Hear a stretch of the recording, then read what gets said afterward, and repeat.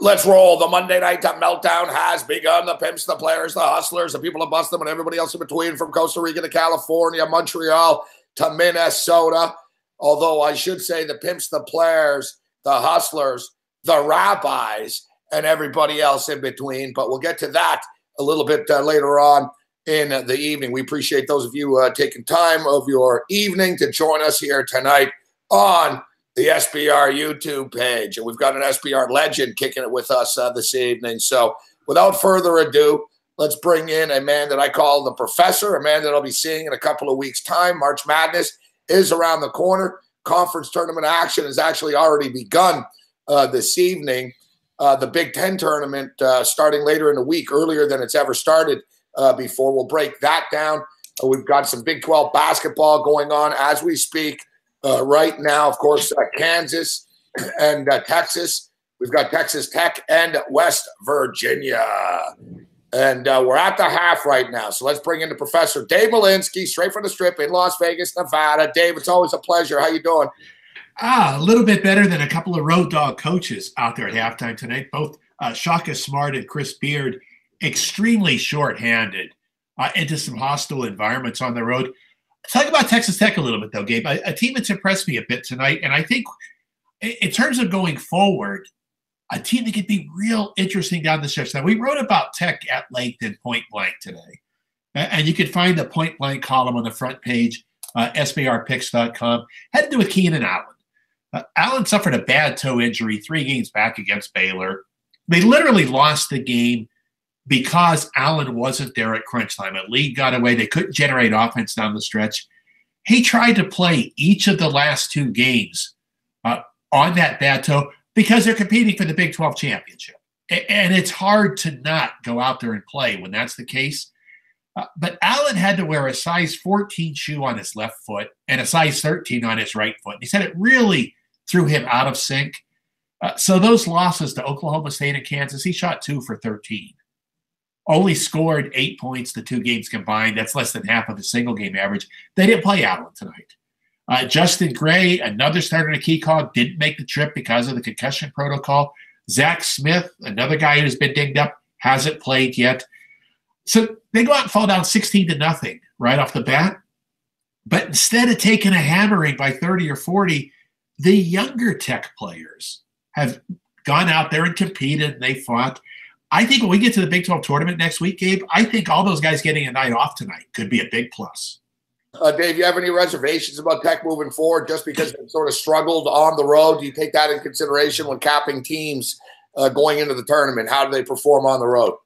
No, because when Evans was healthy, they went into Kansas and won. And that's not an easy thing for anybody to do. When he's healthy, he is that NBA type player they have for their end game.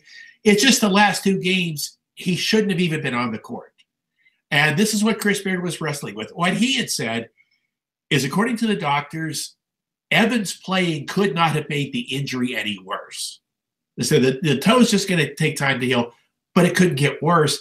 But what it may have done is maybe it threw Evans out of sync. Maybe he became a little bit self-conscious of that injury. So getting the night off tonight, I think, is going to be a big plus.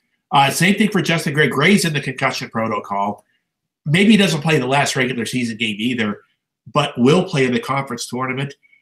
But it seemed the way that the other kids have competed tonight, when they could have quit early, might be a plus for them all the way around. 14.5 right now in game. So second half number, West Virginia minus 1.5. Minus 1.5, and the in game is minus 14.5. Total 146.5. And then we've got Texas and Kansas. The Jayhawks are up 45-32 at the break. The in game total is 153.5. We break it down in the second half. Kansas minus 3.5. Over under 76.5. Texas literally and figuratively, Dave. I don't even know. Are they on the bubble, or they're going to need? Do they need to get to 20? Texas. What's your take on Texas as far as the tournament is concerned?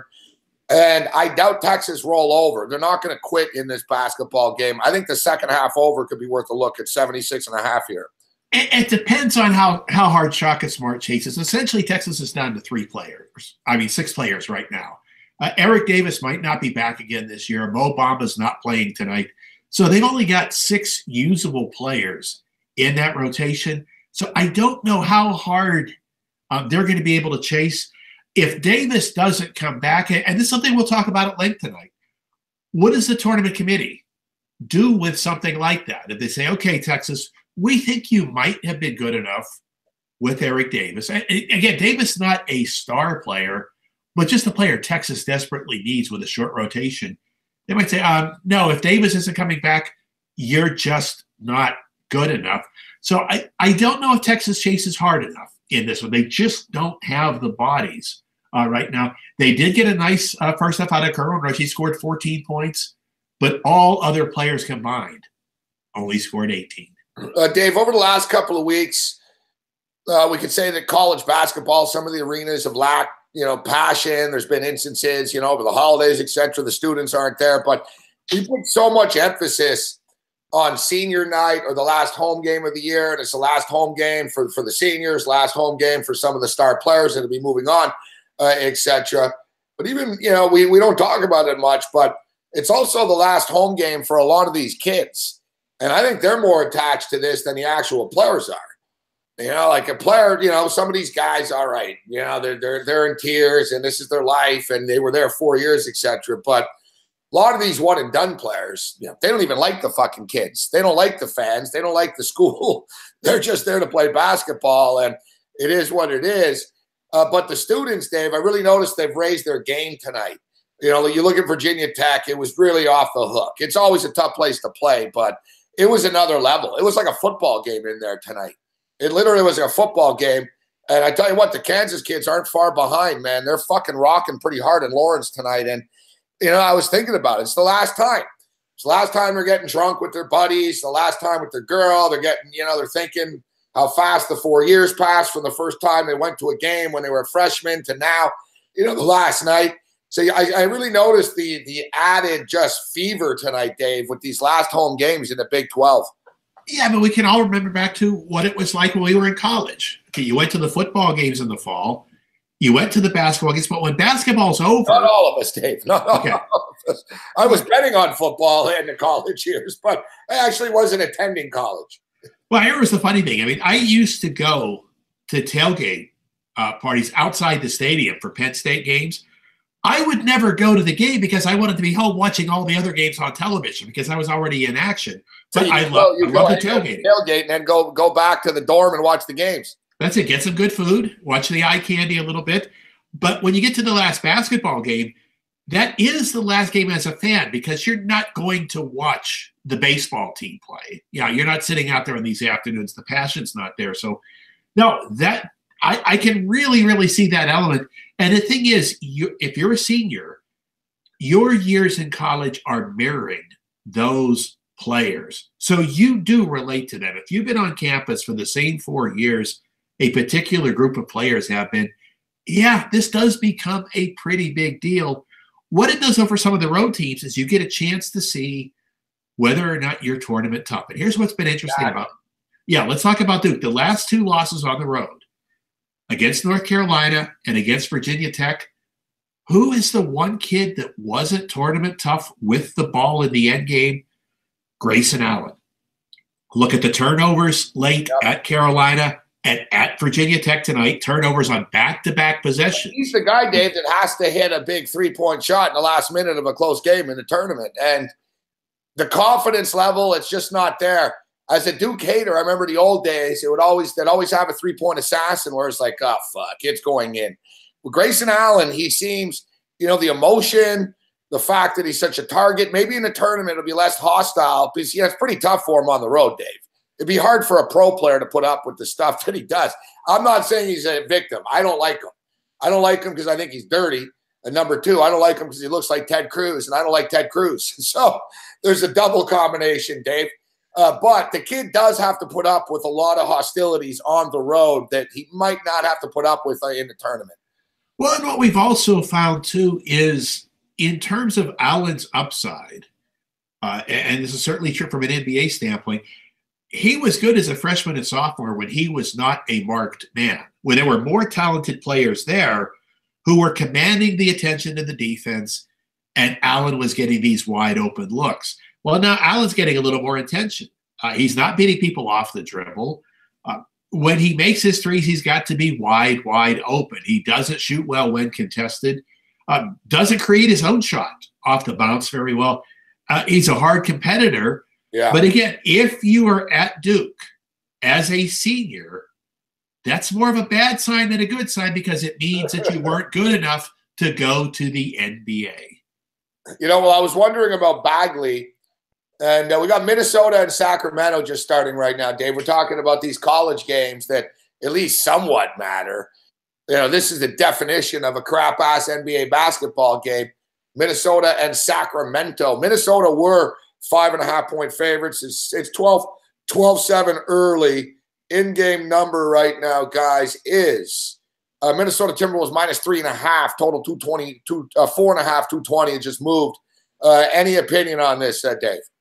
It's really hard, because one of the things we've talked about, I know, in this show, we write about it a lot at Point Blank. Even with Jimmy Butler out there, the Minnesota defense had not been making progress. I'm a little bit leery of even against the now Sacramento. They can talk about this being one of the teams that's out there attacking. Sacramento's not attacking. They got a lot of young guys who are going to play hard. They're not going to play well, but they've got a lot of young guys who will go out there and put a little bit of energy on the court. No surprise if they're in the hunt, but I didn't see the value to get involved with either side of that equation. If anything, a small over. I would have had an over at 212. Never found the number, so there would have been a lean to the over. Dave Malinsky with us. All right, Dave. So let's jump in here. We mentioned the Big Ten tournament's going to be starting later in the week. How much of an advantage of this is this? And I think it's actually a big advantage for the NCAA tournament. I mean, in past years, and the Big Ten tournament's one of the tougher tournaments in the country. It's a grind. It's a physical conference. It's a grind. You could end up playing four games in 4 days. We've seen Michigan run through that grind before. And it does, take your energy out, Dave. And there's no doubt about it. And, you're playing on Sunday. Normally it's the last game, too, on Sunday. So, you're out there at 6 o'clock, at 6 Eastern on a Sunday night, et cetera, and then to go right into the tournament selection show. I mean, I recall last year, Dave, the kids in Michigan were basically watching in the locker room after they played in the Big Ten title game. So how much of an advantage do you feel this is right now, that they're going to have this gap after their tournament to prepare for the NCAA tournament?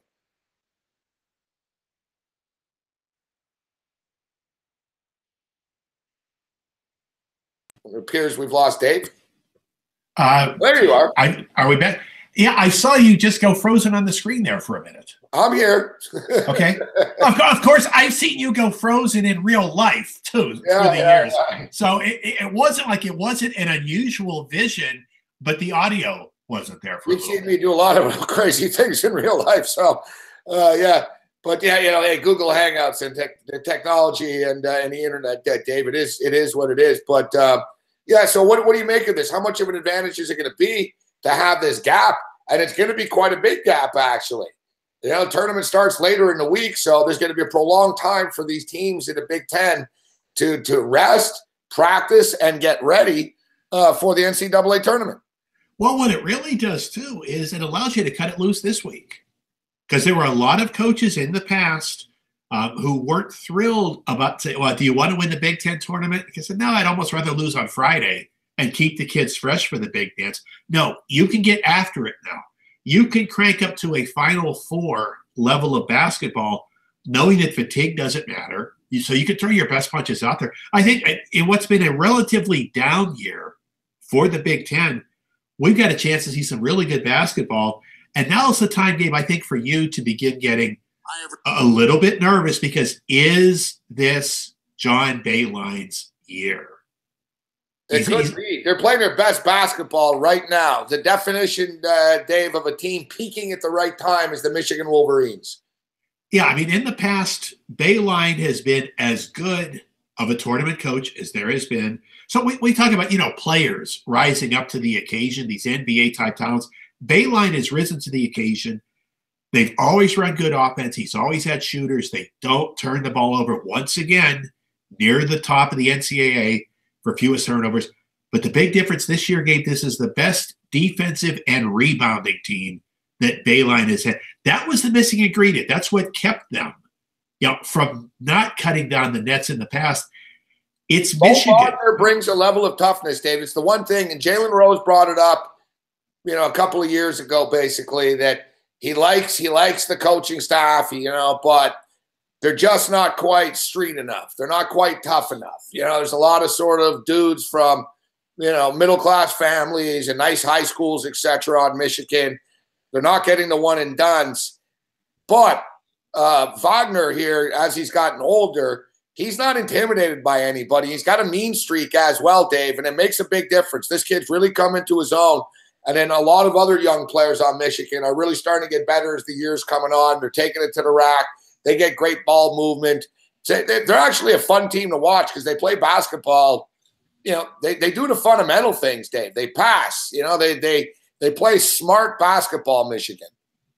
Yeah, I believe it's Michigan and not Michigan State that's got the best chance to advance deep into the tournament. And I tell you who really gets helped, though, by this format is Purdue. Now, we've written about this in Point Blank. Purdue has a good, gutty team. The chemistry's there. The teamwork is there. But the problem is they started their season back in August at the World University Games over in Taipei, and that was a grueling tournament. So a lot of these teams will take these summer tours in July and August. Those are vacations. Yeah, you go play a couple of professional teams in Italy and you hang out on the beach. Purdue didn't get to do that. Before you even get to the medal round in the World University Games, you play 5 games in 6 days against good competition. Well, they got all the way to the finals, lost to Lithuania. That got them well advanced ahead of other teams in terms of getting out of the gate this season. But now when you get to February, Matt Painter talked about it. Individual players talked about it. The kids were simply worn out. That tournament started their season a bit too early. They're among the prime ones that could really use that full week off after they get back from New York. This may rejuvenate Purdue. At a time when the markets don't want Purdue anymore and people have sort of written them off, this may be what gets Purdue recharged. Is it too long of a break, though, Dave? I like what they're doing. They're shaking it up. The tournament is February 28th. That's Thursday, guys. Excuse me, Wednesday to the 4th. Wednesday to the 4th. So the tournament itself doesn't begin until the 15th. So that's 11 days. Is that too long, Dave? If you're a hot basketball team like Michigan and you're off 11 days, it's sort of like the college football of the Bulls, in which it's just too long sometimes. And it's frustrating because you're not getting the best team. You see these bowl games, one team shows up, one team's discombobulated, and they're screwed. They're just not the same team they were. Their offense is cooled off because they've been off for 28 days or 33 days or whatever. Is there a danger, do you think, that it's a little too long with the 11-day layoff here? I don't think it's a danger for the teams that make the finals or maybe the teams that make the semis. It's a danger for the team that gets beat on Thursday or Friday. It only gets to play once in the Big Ten tournament and then gets the 2-week layoff. So I think it could hurt the early out. So if someone like a Michigan State, Purdue, Ohio State, if one of those teams get upset early. And then they're off for like a full 2 weeks, yeah. Yeah, then it hurts. But no, because keep in mind, if you win the Big Ten tournament, your first NCAA tournament game is a walkover anyway. So you're going to be up against, Kennesaw Mountain Landis State or somebody like that. So University. Yeah. Your first game is going to be a relative walkover. So those that get to the finals are fine. Maybe those that get to the semis are fine. You get an early exit, you might have a problem. Because it's a twofold problem. One is you go into the break with a lack of momentum. That's a problem. Dave Malinsky with us. Quickly, Dave, I just want to hit this hockey game this evening. For the guys going to be betting this game, puck drop in about 12 minutes time. We've got the Golden Knights taking on the Los Angeles Kings in Los Angeles. And, I was looking for a spot, guys. I'm always looking for a spot to go against Vegas now. It was 7 days ago. We hit the Ducks at the plus 140, and everyone jumped on it, and the number came down. But I don't think they've lost since, right, Vegas? And, the Ducks had lost all 3 games to the Golden Knights, and I knew that they were really focused and were pissed off. They don't like the Golden Knights. They were tired of losing to them. The LA Kings have only played them twice, and one of the times really early in the season. And the fact of the matter is, guys, the Kings just aren't playing very good hockey right now. It's not like the Kings did anything today at the trade deadline to make, to put them over the top. There are a lot of aging guys. Jonathan Quick's running out of fuel. Drew Doughty's played a lot of hockey over the last couple of years. The Kings don't have that same spark that they've had in past years. We had Alex Smith on the radio show earlier today, and I believe he said they were 3-7 in their last 10 games. And you look at Vegas, they've been able to win on the road, especially on the West Coast. They've gone into Anaheim and beaten the Ducks. They've gone into Phoenix and beaten the Coyotes. They've gone into Los Angeles. I mean, really, going to Los Angeles is the best possible road trip for the Golden Knights. I mean, it's literally, what, a 35-minute flight, Dave? 38 minutes or something? I mean, so I'm just, listen, it's a tough game, but it's actually rare you're going to get the Golden Knights at -105. Even though the game is in Los Angeles, I think the Golden Knights is the play here this evening. So, Dave, I just had to get that out of the way for people. Well, let's talk about that a little bit from a market standpoint. When you see the impact this surge is starting to have here, okay, right now, 5 Dimes has LA -15, Catalina -15. Our friends in Jamaica, Scott and the Greek, they've got the Kings -120. But here in Vegas, the station's properties have the Golden Knights -120. Wow. A few other local places here, -115. You can see how the local markets are really getting stuck with this Vegas run. So funny, Dave, right up before Vegas, the LA Kings were sort of the home team in Vegas. And as somebody that bets hockey and, watched and lived there as well, I always noticed, the Kings, because of the West Coast angle, they were the team that was a little more heavily priced at the casino sometimes. Obviously, they didn't get the volume that Vegas is right now. I'm looking at Bet365, in which a lot of Canadians bet at, and who bet hockey. Kings are -120. Kings are -120. Golden Knights -110. But the money's been coming in on the Kings, Dave. Earlier in the day, it was -115, -105. Now it's 20, -110. So it's almost to the point where somebody could scalp it out with the station's properties here in Atlanta. Not quite, but almost. Dave, always looking for an angle, looking for the number right there. So interesting, Dave. This just came out, actually. I didn't see this before I started. I'm just seeing this for the first time right now. But I actually have the schedule for the Big Ten. So I'll just quickly rattle through it. Wednesday, 5:30 Eastern, Big Ten Network. Iowa versus Illinois. Iowa with the big win yesterday versus Illinois, Dave. I'm not asking you for picks on any of these games, but if you have any thoughts on any of the matchups, feel free to jump in. Iowa and Illinois on Wednesday, followed by Minnesota versus Rutgers. Minnesota versus Rutgers, Dave, 11-14 matchup. That's at 7:55. So 2 games on Wednesday. First game, guys, Iowa versus Illinois at 5:30.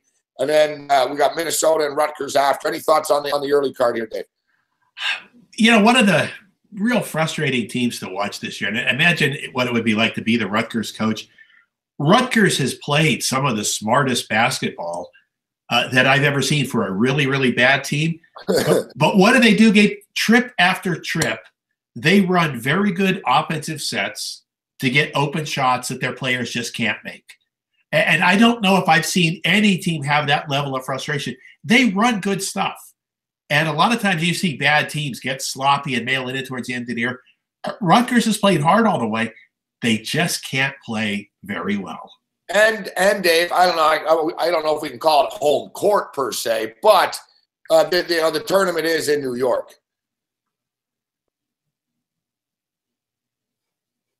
Probably a little freeze job with Dave Malinsky in the audio here right now.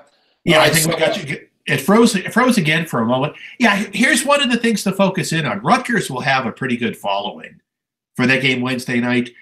When your team has had a bad season, like Minnesota, like Iowa, like Illinois, fans don't travel long distance if they think their team's going to lose one game, or lose real quickly. So exactly. The Wednesday visitors won't have much. Rutgers, though, should have a decent crowd because you can get a couple of bus loads over the bridge real easily there. Not that Rutgers kids are all that excited to watch their team either, but they've got a chance to win a game. That's a reason to go to the Garden and get drunk, Dave. It's a reason to go to the Garden and get drunk. Maryland versus Wisconsin. These are the good games here. So Maryland versus Wisconsin at noon on Thursday. Michigan versus the winner of Iowa and Illinois. Penn State versus Northwestern. And then Indiana plays the winner of Minnesota and Rutgers. Maryland and Wisconsin. You know, Wisconsin battled yesterday, Dave, against Michigan State. I don't know if we got Dave back yet, but yeah, I'm in. Yeah, I don't know what's going on, Dave.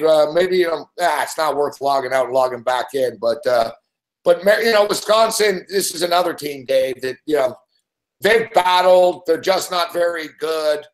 How much gas do they have left in the tank? Taking on the Terps. That's the first game up on Thursday. I was mentioning Michigan play the winner of Iowa and Illinois. Penn State versus Northwestern. Northwestern's really hit the wall. That was a devastating loss to them, for them against Michigan State. They've been unable to bounce back since then.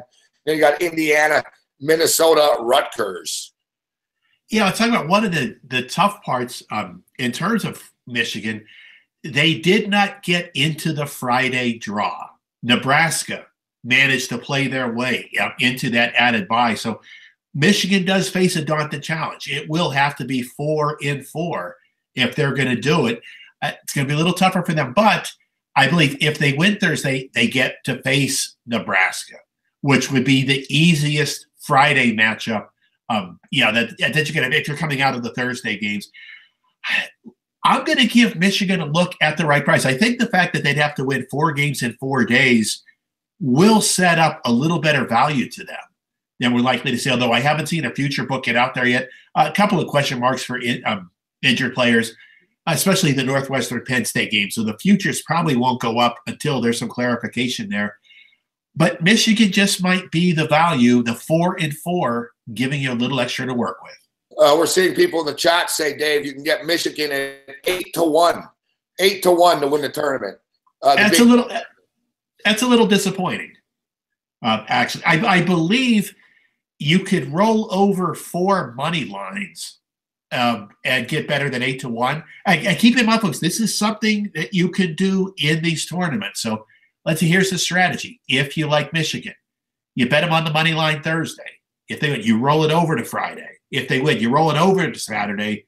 And of course, if they win, you roll it, either roll it over to Sunday, or by that point, you may have already gotten close to the 8-1 in your pocket. So at 8-1, I don't bite, but I would think about playing that money line rollover instead. Yeah, exactly. I mean, that's the problem with these futures. All right, Dave. So Villanova's been battling as of late, but they're getting healthier right now. They've got Booth back. I think they're a really dangerous team. I think they're one of the legitimate teams to beat. We talked about Duke a bit earlier, and you mentioned Grayson Allen, and I don't know. There's something about Duke that seems to be missing to me. They struggle on the road. You talked about the big shot at the end. Grayson takes it, but you don't feel the confidence there. Bagley's real good, but is he the go-to guy with a minute left in the game in the tournament when we need a basket? I like Villanova much better than I like Duke. I'm not a believer in Michigan State. I think they're good. I guess they can will themselves to victory more often than not in the tournament, but I think at some point they'll go cold, for 7 minutes in a game, and it'll cost them. I think Villanova is more legitimate than Duke, in my opinion, Dave. I think Villanova are the team to beat, actually, when it's all said and done. At this point, Villanova is the only team I would have rated as a true A in the country, and that means you've got the talent and you're also playing the proper level of basketball. Duke has the talent, but you know what Duke just doesn't have? They don't have the point guard. They've tried to morph Allen into being the point guard. Again, when they have lost, it's been the inability of the offense to generate. They did not make a field goal over the last 7 minutes of that game today. Dave, NBA basketball, and I went to like you, Dave. It's like a radio show now. We're going audio here for a second. Google Hangouts has been weird as of late, Dave. We started out, the show was fine. You've had that freezing episode a couple of times, and I see my video gets choppy, and I know it's not my internet. I'm hardwired actually too. I'm not even on Wi-Fi, and I've got I've got high-powered internet here. It's a little frustrating at times. It's happened a couple of times in the last week, but people can hear us fine, and they're not missing much, right, Dave? With our faces. Well, we can be honest about that. Are you missing anything at all? Some people prefer it. and this would be a good question to ask the audience. How many of them are seriously watching instead of just listening while they're watching basketball on other screens? Well, that's exactly right. So that's a very, very good point. Everyone's watching the games right now. I see people in the chat all talking about the games. Jawan asks, actually, do you think it's better to bet a future in a college conference tournament or to play the rollover game, Dave? And it seems like generally the rollover game is the way to go, right? I mean, in pretty much any situation with futures. They almost always will. Getting 80-1 or something, right? I mean, it's a little different. Yeah, unless you're looking at a true long shot, or if a team is such a prohibitive favorite that you might not be able to roll them over in the first game. I don't think that'll be an issue with Michigan. Michigan will be a heavy favorite, but it will be on the board. But you do get the prospect sometimes. If a team's going to be out there favored by 12 or more, sometimes you're not going to find a money line available. I don't think that'll be a problem with Michigan on Thursday. All right, so as far as NBA basketball, Dave, you look at the Atlanta Hawks right now. I like the Lakers tonight, all right? Lakers are playing good basketball right now, but I like the Lakers tonight, and one of the reasons why, the Atlanta Hawks, they're buying out Ilyasova. They bench guys. They're starting the young guys. They basically have admitted to the world that, we don't really care about winning these games, right? And, John Collins is a good player and stuff, but the Hawks are one of these teams that sometimes you get a spirited effort at home, but I could tell tonight just coming into this that they're a little beaten down, this Atlanta Hawk team, and the Lakers routed them. So this is something that we have to keep our eye on now in the association, isn't it? What are you looking for teams, not the playoff contenders, because we often talk about the Bostons and the Raptors and the Cavaliers and the Warriors and the Rockets when we have you on talking NBA basketball, but let's talk about like the bottom tier, Dave. What are you looking for with the NBA tank? Well, I mean, the Lakers were an ideal situation tonight because there's a team that's having a lot of fun. You've got real good energy up and down the roster. There's not a lot of physical fatigue because no one's been out there playing 37 or 38 minutes. But I'll tell you what is particularly fascinating, Gabe. We are going to wake up tomorrow morning and check the numbers. And if we use defensive win shares, and this comes from Basketball Reference, I think after tonight, after looking at that box score, Lonzo Ball is going to rate as one of the top 10 defensive players in the NBA so far this season, something that almost no one would have anticipated. Now, again, the NBA defensive ratings bring a lot of inexact measures there. That's what I was going to ask, Dave, because, and you're right, he's not as terrible as he was, but at the same point in time, his plus minus is pretty bad. And it's pretty bad comparable to his teammates, right? No, not on defense. On defense, he's actually number 2 to Ben Simmons in real plus minus on defense. The ball in and out for the full season with the Lakers are 5 points better for every 100 possessions on defense when ball plays compared to when he doesn't. So it's now, all of these metrics have their little flaws, but every metric is pointing to it now. So we talk about defensive win shares, real plus minus, and even the basic Laker team stats. They've been 5 points better on defense for every 100 possessions when he's on the court.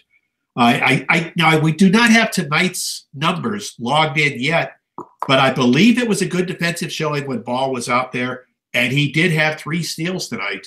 So tomorrow morning we're going to wake up and Lonzo Ball, a top 10 defender. Yeah, and to me, the success has been Brandon Ingram. Let's check and see if the video is a little less choppy now.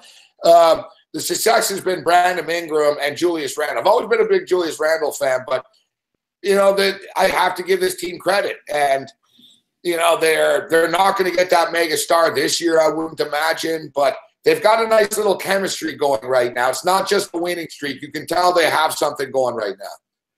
You've got pieces that you could turn into something. I mean, if you've got, Kyle Kuzma, you've got Brandon Ingram, you've got Randall, you got some front court guys that can ball just a little bit. Caldwell Pope settling into playing Hart, a kid who learned how to play the right way in college. The one thing, Gabe, they have right now that they just don't need is Isaiah Thomas. He's the one guy who doesn't really fit into the current or the long-term plans for the Lakers.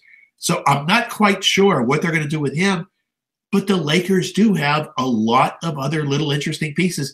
Biggest thing is I think these guys seem to like playing together. And what happens when you like playing together? All you have to do is start to win a few games. And you begin to buy in. Now, that's 3 straight wins. Since the All-Star break, this buy-in could be happening with LA right now. They might be, of all the also-rans out there, probably the best play-on of a non-playoff team, I think, across the entire league.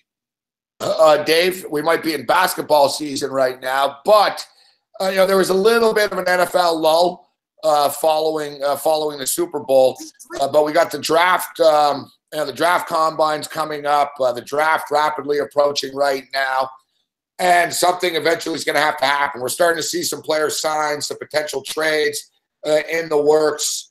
The Buffalo Bills tried to get Martavis Bryant from the Pittsburgh Steelers. Maybe they still will. It didn't work out just then. But Buffalo Bills signed Vontae Davis today, Dave. Just a 1-year deal. But I tell you what, Trey White is a very good defensive back, the rookie kid out of LSU.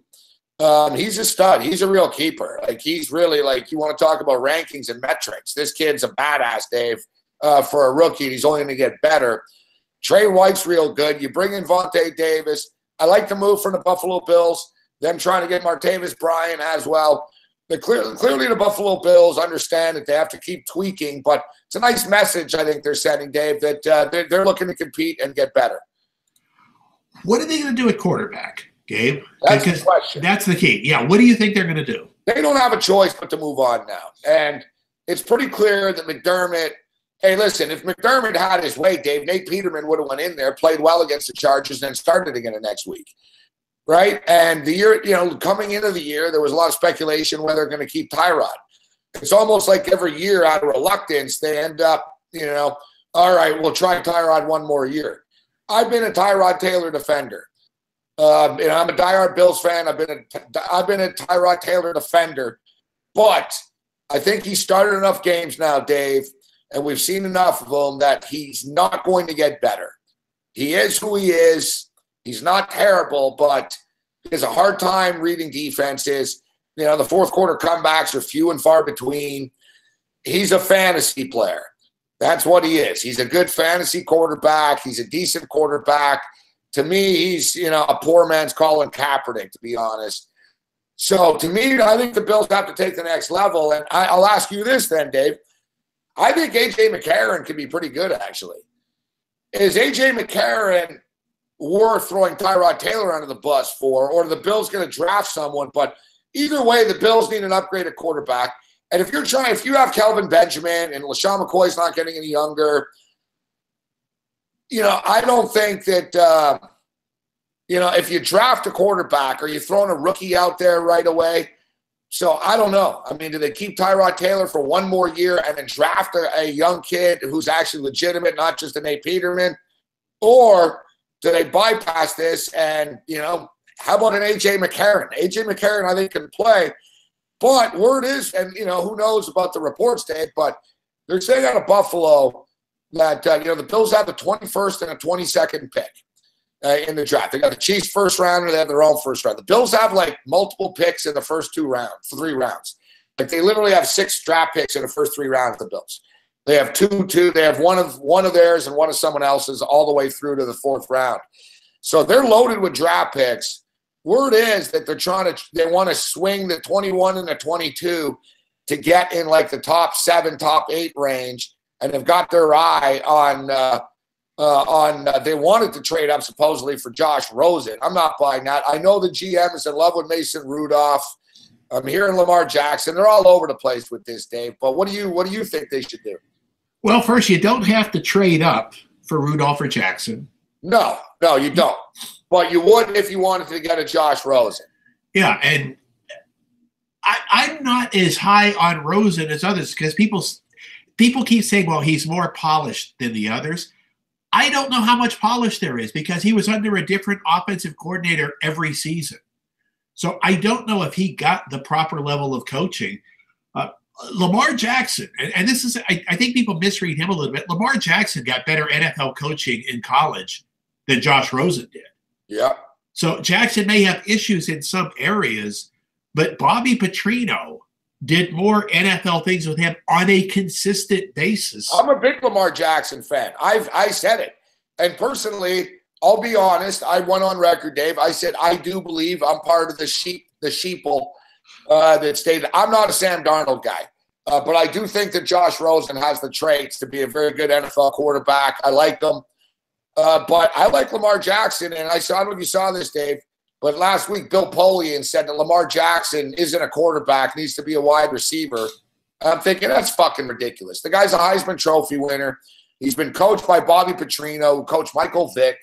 He's fundamentally more sound than Michael Vick is, and I don't know if it's racism, Dave, but it's almost like there's a perception of Lamar Jackson. He's just a dumb kid that runs fast and not a quarterback, but he actually studies film. Like Petrino says, like, no, this kid says, he studies film. He's a tape junkie.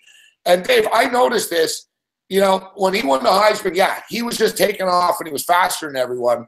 And because Louisville weren't as good this year, people didn't pay as much attention to him.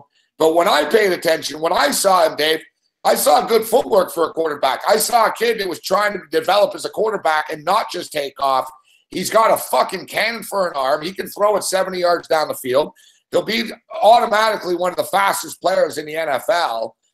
I think there's potential there with him. I mean, he's a little erratic with, he's all over the place. His accuracy can be a little bit wild, but that can be worked on, Dave. That takes time. It just takes enough time. I would not want him if I was looking for someone to come in and start as a rookie, so that you can get those mechanics polished just a little bit more. But of everybody out there, I think I like him better than anyone on this board. Again, I'm not as impressed with what they say is the mental aspect of Rosen's game. Well, Dave, I like the fact I prefer a mobile quarterback. I think you're taking less of a risk, Dave. I mean, we've seen it from Dak Prescott to, Dak Prescott to Deshaun Watson. Dak Prescott comes in, everyone doubts him. I thought he would be good. Last year, everyone was doubting fucking Deshaun Watson, Dave.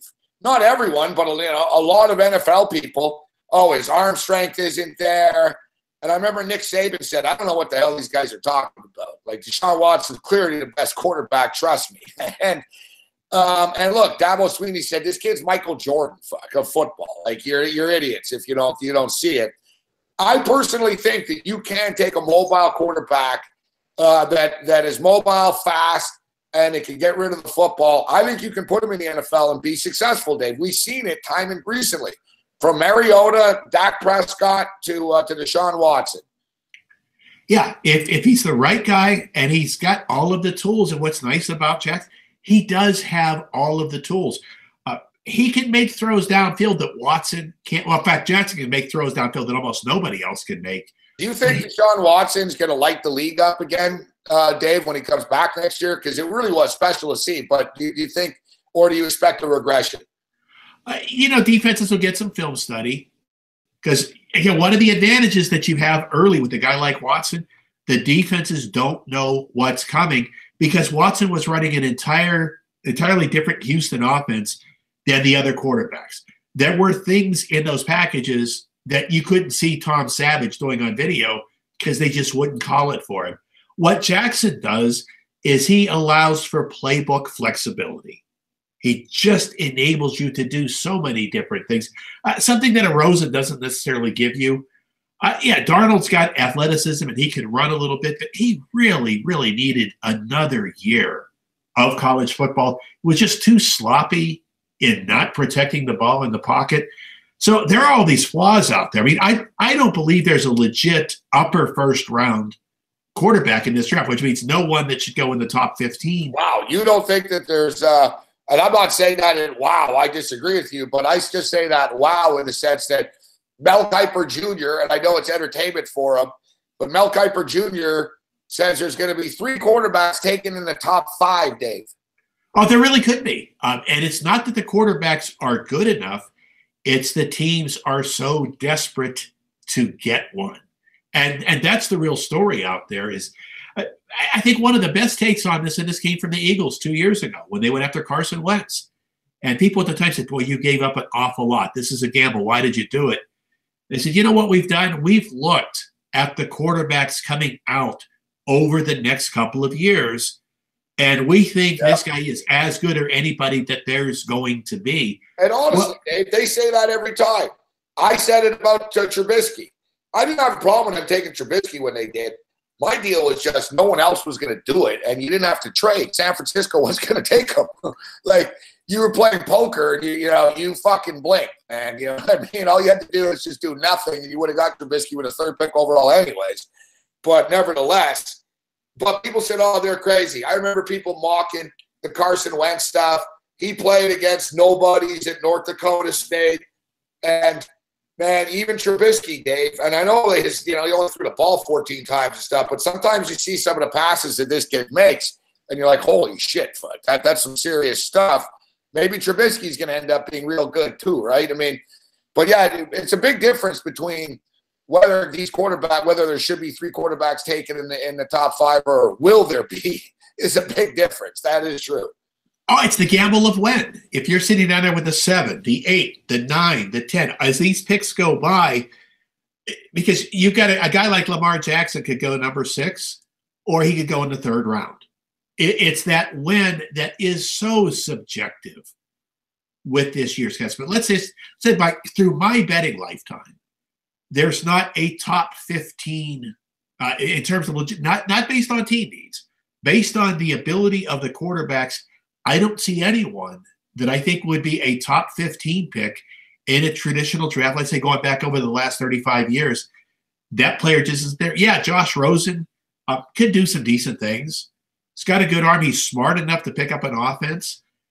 Everything is politics in life, though, isn't it, Dave? In the sense that whether someone's the best fit, who the best player is, but if you're the New York Jets, you need to sell jerseys. You need to sell tickets. You can't, Josh McCown played well, but, people aren't buying Josh McCown jerseys. I was in New York, Dave, and it freaked me out, actually. I was right in, smack dab in the middle of Manhattan. And I went into a Dick's Sporting Goods store, and there were no Jet jerseys. They were selling Joe Namath jerseys and shit. There was fucking 18 fucking Giant jerseys, but there was the Jets were in the corner, and it comes down to business, doesn't it? Like, if you're the Giants, Eli Manning's not going to be around much longer. I think they're thinking we can sell Josh Rosen jerseys. He'll fit into New York. He'll be a quarterback for the next 10 years. A lot of it is business. And I remember Kyle Turley telling me that, in all honesty, NFL owners don't give a shit about winning. And he's like, the free agent shit, he's like, that's in the draft. He's like, that's giving kids presents to your kids on Christmas. He's like, NFL owners, they draft a player, they sign some free agents. It's just, here's your new shiny toy. We drafted this kid. We signed this kid.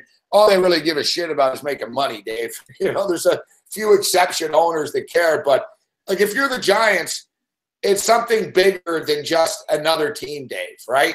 It's New York. They need a brand name, and Josh Rosen is that brand name. And also they need someone that can handle playing quarterback there, and not everybody, can do that, can handle that pressure. I don't think Sam Darnold could. That kid got rattled, man, by the media pressure. Even though he was in Los Angeles, I think Rosen does. Rosen's more of an eccentric guy, he had the fuck Trump stuff. For a college kid to be doing that, it's pretty big and bold. He ripped the NCAA when he was in the NCAA off, and he marches to the beat of his own drummer, this kid, Josh Rosen. And word is, Rosen's praying and hoping that he goes to New York. He wants to go to New York. He doesn't even care the Jets or the Giants, because he wants that market, Dave.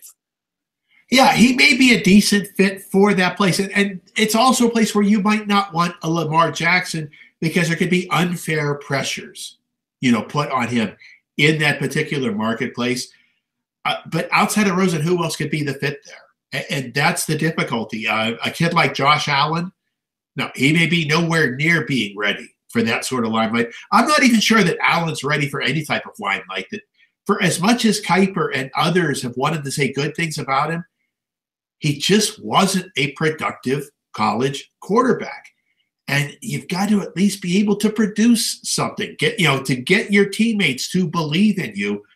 I'm not sure where he goes. This is one of these guys that some people were saying top 10 that could easily slide way down the board. Great comparison, actually, by Grinch26 in the chat here, stating that Josh Rosen's personality is very similar to Aaron Rodgers' personality. He really is. Comparison. Yeah, he really is. I think the New York media will like it because he will give them interesting answers. He'll give them something that they can work with. Exactly, Dave. If they ask him, what do you think about, they ask him about politics, he's going to answer, right? Like, you're right. He's going to answer stuff. He's going to be entertaining for them. I don't know. The Giant organization probably isn't going to like that so much, but he's an outspoken kid, actually. I think he's a good kid, too. A lot of people are like, oh, he's a bad kid or he's weird. And, I've heard people say, I don't know how much he loves football. And that's complete fucking garbage, Dave. I've seen Josh Rosen. UCLA weren't very good, man. There were times, Dave, it was like 54 fucking 30 and shit for the other team. Josh Rosen's uniform is filthy. His helmet's sideways. He's getting the shit kicked out of him. And he was ready to go back in. Like, he's not a pussy, this kid. He's a tough kid. Yeah, again, the downside with him, the level of coaching he got in college. When people say that he's developed, he's ready, I didn't like the Jim Mora coaching then. Well, it was the Jim Mora coaching, and it was the constant flux of offensive coordinators. Yeah. As well. So that Rosen's going to be out there, again, learning a new system in his first season of the NFL. So he's probably about a year behind where he could have been in college had he stayed healthy and had he had more consistent and better coaching. He can zing it, though, Dave. we'll throw out all the analysis. Like, Rosen can make the NFL throws. He can drop back in the pocket. Rosen to Odell Beckham would be pretty sweet, actually. So the reason I brought the NFL football stuff up is, Dave, because I brought this up a couple of weeks ago. I didn't break the story, but I brought it up a couple of weeks ago, and it was at the Pro Bowl, in which a couple of Vikings at the Pro Bowl told people that, we're getting Kirk Cousins. And I don't know, like friends of Kirk Cousins. It was basically the talk of the Pro Bowl. Like guys that shared Kirk Cousins' as agent, Redskin players and Viking players were all like, yeah, you don't buy the Denver stuff and all this other crap. He's going to end up with the Vikings. And they were, it's funny, the players sort of knew this. Now the media is catching on that the Minnesota Vikings they're not going to tag Case Keenum. So they're basically, they're moving on. And word is they're going after Cousins, and it's a good fit if you're Kirk Cousins, if they're willing to pay him. And, he supposedly he wants to go there. There's a relationship with the coaches there that go back with Kirk Cousins. What do you make of this, Dave? And the Minnesota Vikings, they made it to the NFC Conference Championship game, but they were good. They were a playoff team with Teddy Bridgewater. They were good when Sam Bradford was playing. Bradford just can't stay healthy. And then they were good with Case Keenum.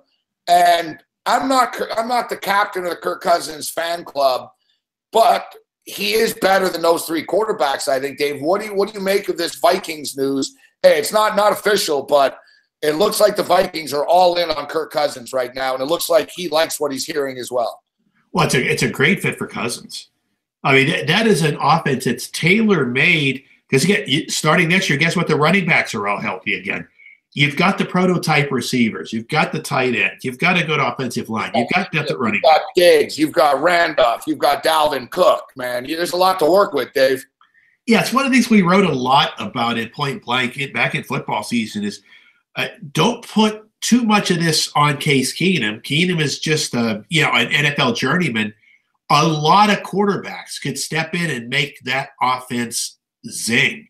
It's a combination of what Minnesota's done, and we talked about Zimmer as being sort of like an A- Bill Belichick. What they did is what the Patriots did. The Patriots built an offense based on flexibility. If you have all of the various pieces in place, Tom Brady can go to the line of scrimmage and know that something is available in whatever hole a defense has, you can plug something into that hole. Vikings built their offense the same way. You've got the prototypes at all of the skill positions. So it's a great fit for any thinking quarterback out there. And if Cousins could just manage games, keep his confidence up, because sometimes Cousins would have his confidence waver. He would get in his own way. Yeah. But that is a great place for a quarterback to be. Carry the Redskins, though, to his defense, right? And, he was trying to carry the Redskins. It was never a healthy relationship between him and the organization either for the last 3 years, actually.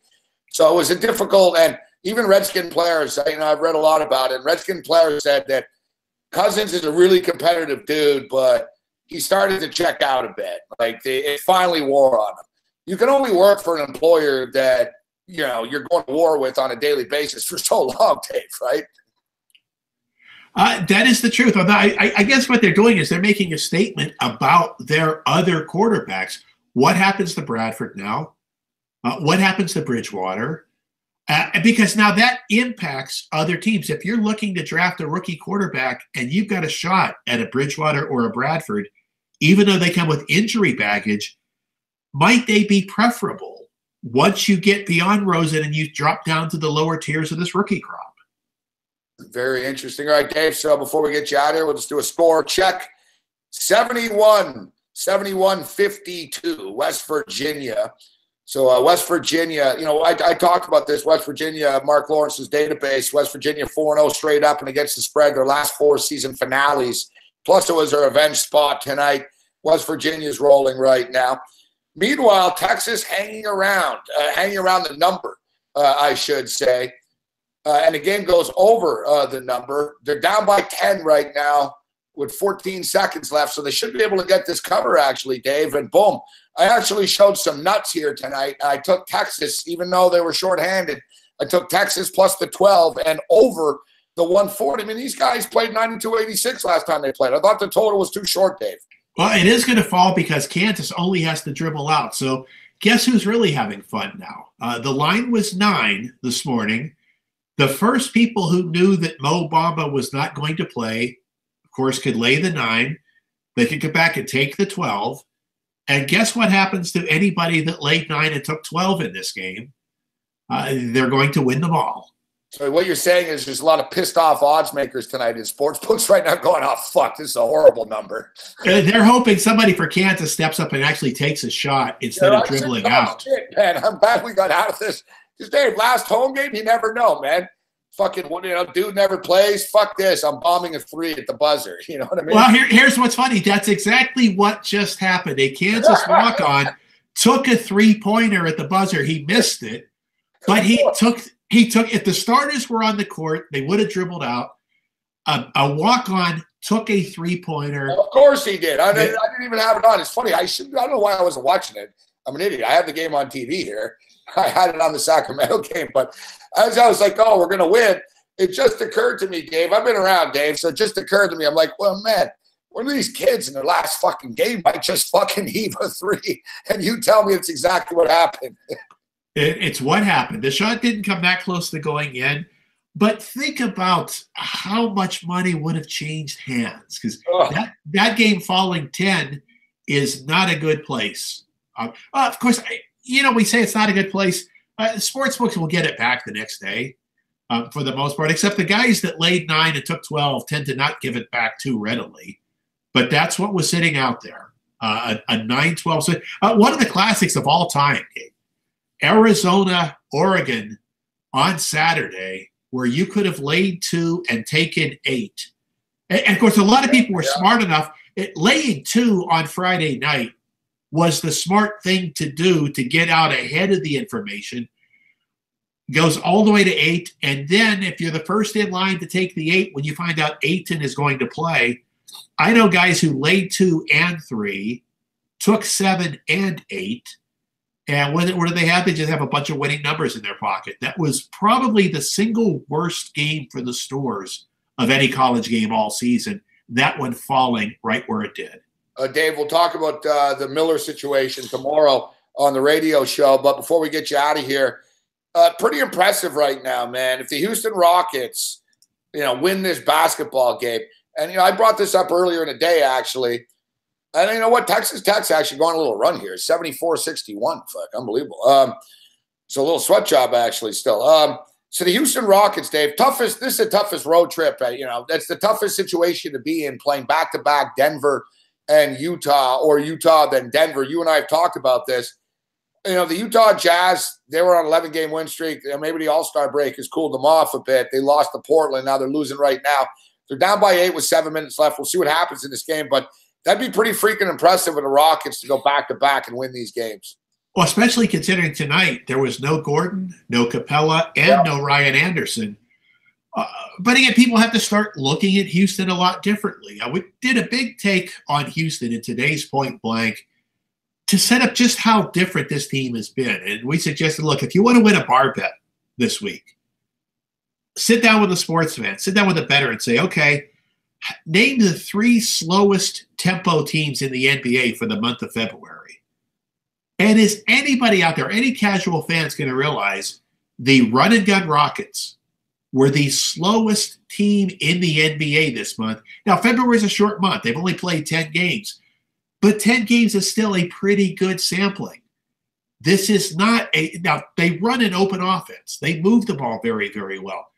But they're not pushing tempo because they're realizing their offense is so good when they get set. When Chris Paul and Harden are in the half court together, the offense is so good they don't have to push. So what are they doing tonight? A dead, slow grinder. Game is sitting at 158 with 6 minutes to play. A guy could have gone under 214 this morning for just about whatever he wanted. Houston looks awfully legit. I'll tell you what, the Golden State Houston in the Western Conference Finals, that's about as interesting as any conference matchup we've had in the NBA in quite some time. That has a chance to be really special. The playoffs in the NHL and the NBA this year, Dave, I think both could be epic, actually. Like, there's really some good – it's going to be some fun stuff. All right, Dave, finally in closing, 63-60 at the half right now. Put up 123 points in the first half. One thing Minnesota have had a hard time with, Dave, is late in basketball games. They get a little flaky, as good as they are. They're a little flaky.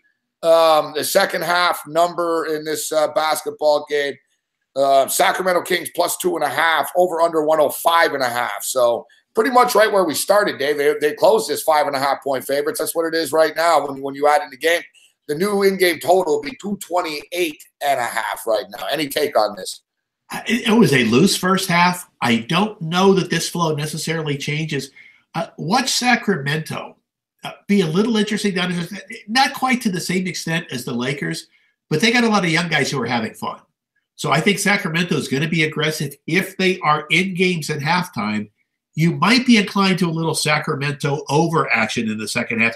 There's no reason for them to not play their games all the way out.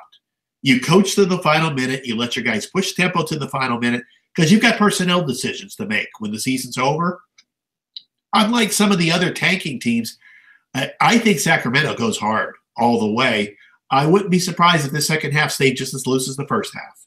Dave Morency. Dave, it's always a pleasure, my man. We'll talk to you tomorrow on the radio. Great stuff as always, and we'll see you in a couple of weeks. I am looking forward to it, Gabe.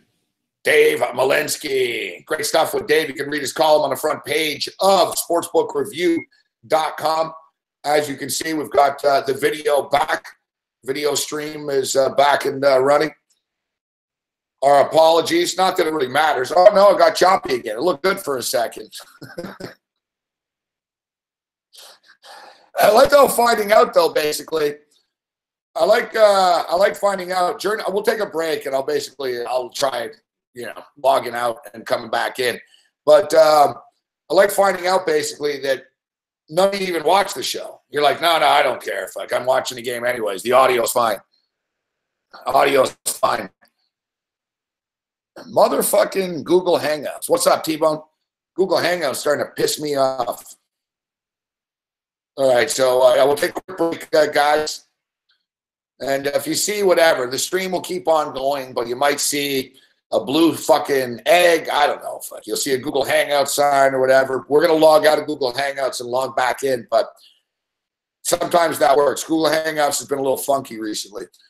All right, so great stuff on Malinsky. We got a lot of stuff to hit on the other side.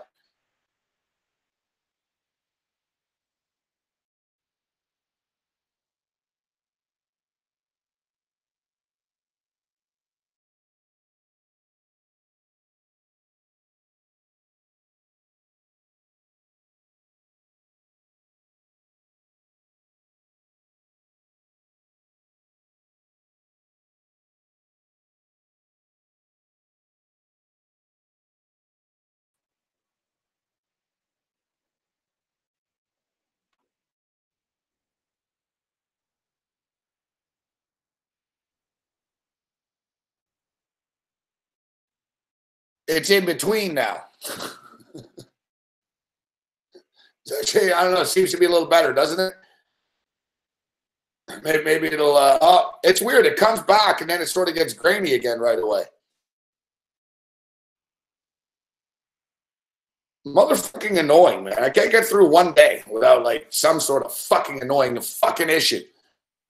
Try not to snap tonight, but I'm starting to snap.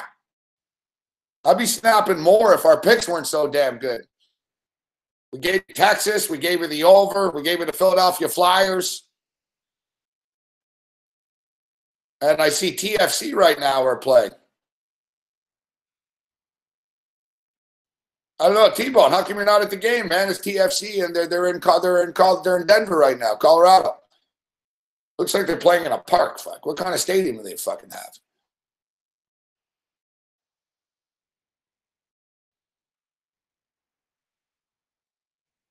I guess this is the CONCACAF stuff, the CONCACAF Champs League. All right, so yeah, we'll take a quick break here, and yeah, our apologies. I don't know, man. This shit's been happening recently, but you guys don't really seem to care about the audio part anyway. So, all right, so we'll take a quick break. Hopefully, the video will clear up, and we got a lot of stuff to hit on the other side. We'll track these games, get to some numbers, some picks, some futures, and everything else in between.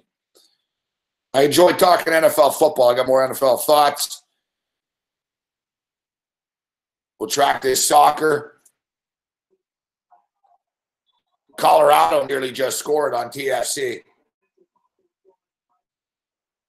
Buddy had a breakaway. He drilled it right at the fucking goalie, though. Looks pretty cold, man, in Denver tonight. It's like the stadium.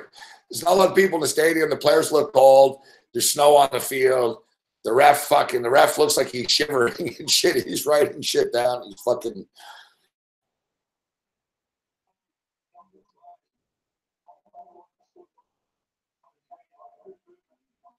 To say that there's, that it's not sold out would be an understatement.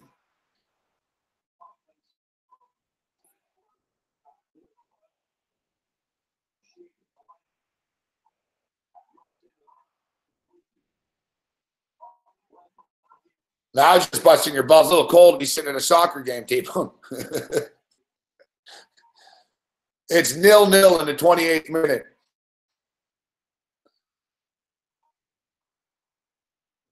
Yeah, it's 0-0 in the 28th minute right now. Somebody asked, yeah, Bet365 should have this.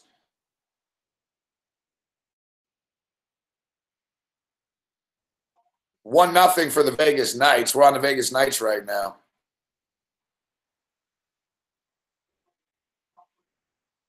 No, I'm amazed, man.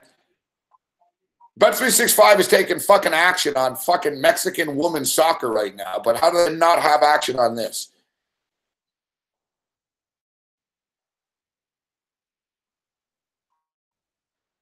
$79.66. Boom.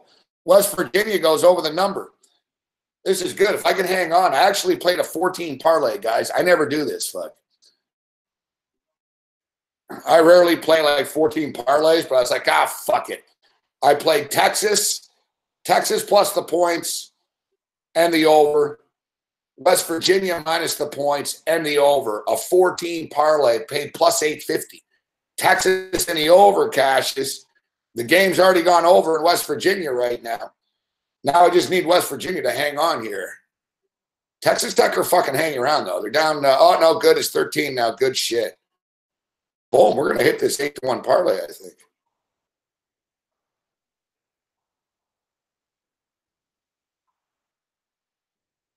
One nothing for the Golden Knights.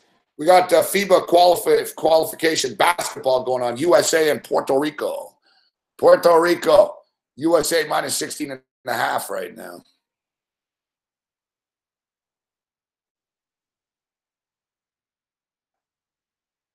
Motherfucker, man. This stupid motherfucking video.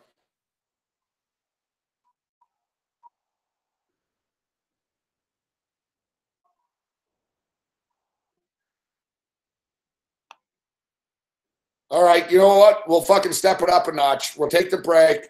I'm going to shut the computer down. I just logged off of Google Hangout. I'm going to shut the computer down and re-log in. Sometimes, doing that helps. Like that's, if we had a technician, that's what he would say. Reboot, restart. It's like, yeah, all right. It's no problem. We'll take a break here. We'll reboot. So like I said, if it says stream, stop, live, whatever, hang in here. It'll be a minute. We'll be back up, all right?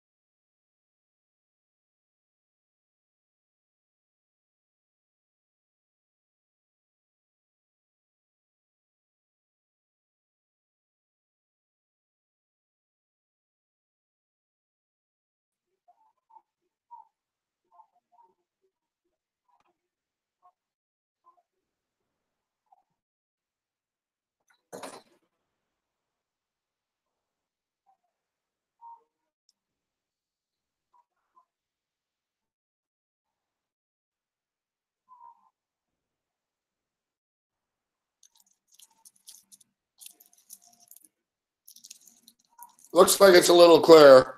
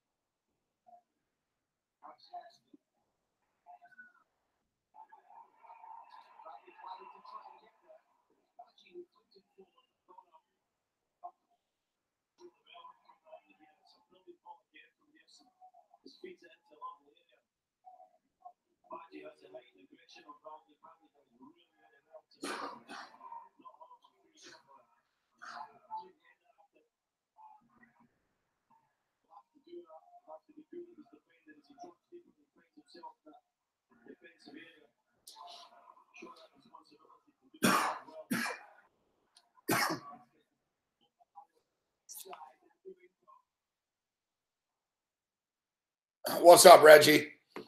How did he do yesterday? How did the Cleveland Browns do this year? How did the Cleveland Browns do this year? That's how Conflict Diamond did yesterday. We're the Cleveland Browns of horse racing. Looks like the video is cleared up, although every time I say that, it gets fucking all max headroomed again. We finished in last place. We finished in last place. It was pretty fucking depressing. We finished in last place like 3 weeks ago, but I didn't see it. I was on a plane, and I never rewatched the race. So it's the first time I've ever watched them finish in last place, and it's pretty disheartening.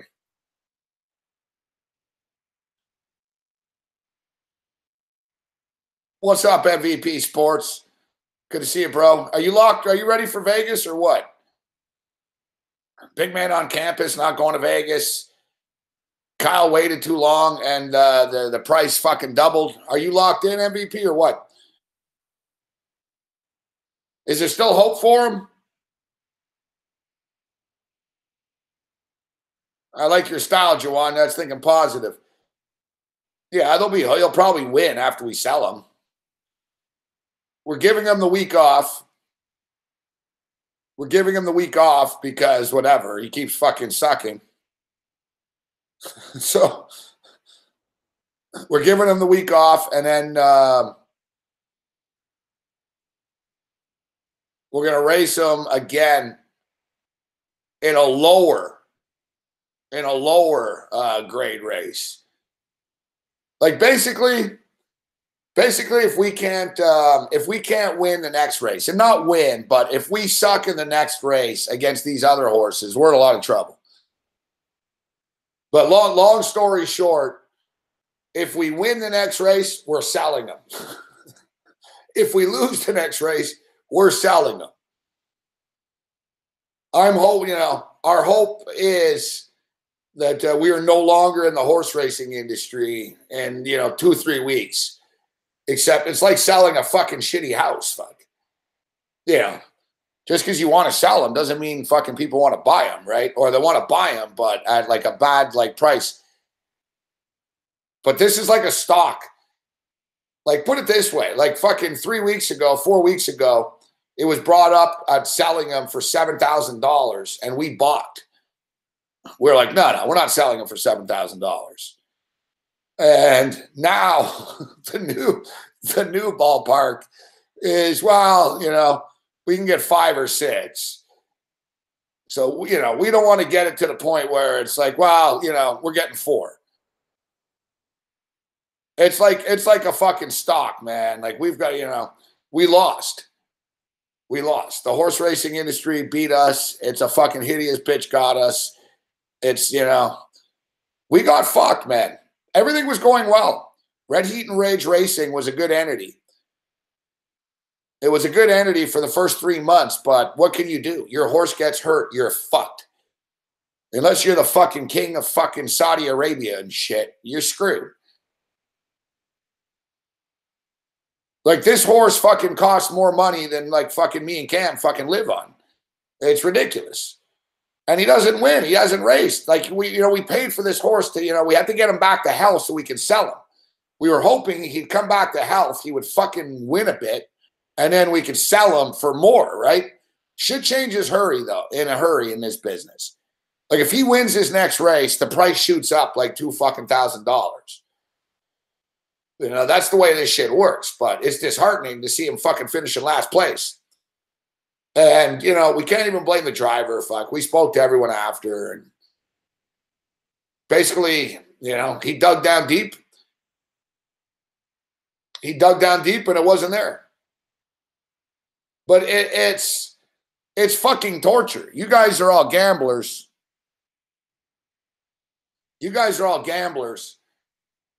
Imagine like you're watching. It's like getting blown out. Like, it's like betting a football game. It's like betting $2,000 on a football game, except it's more. Like, our horse is fucking worth like fucking $12,000. So it's like having $12,000 on a football game, which I've had before, and losing over and over. You know what I mean? It's like, man, yeah, you had a bad game once. You lost $10K on a Super Bowl. But it's like losing it every fucking Tuesday or Sunday night over and over. It's like we watch this horse run. It's like, holy fuck, man. He just dropped in value another $2,000. Fuck.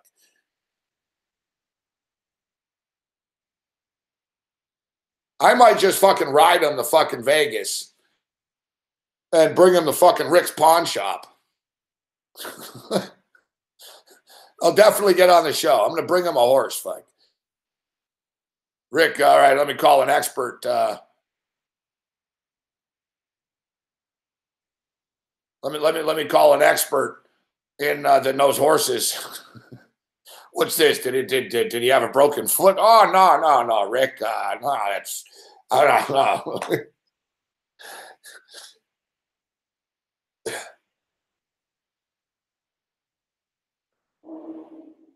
You know what the problem is?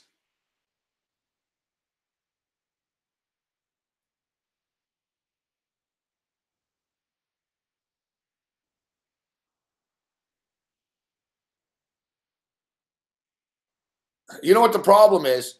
He's physically okay. Like, we're talking about a horse that ran 152 this summer, blazing speed. Like, we nearly said, you know, remember the fucking play-by-play. The horse track announcer was freaked out. He's like, holy crap, Conflict Diamond.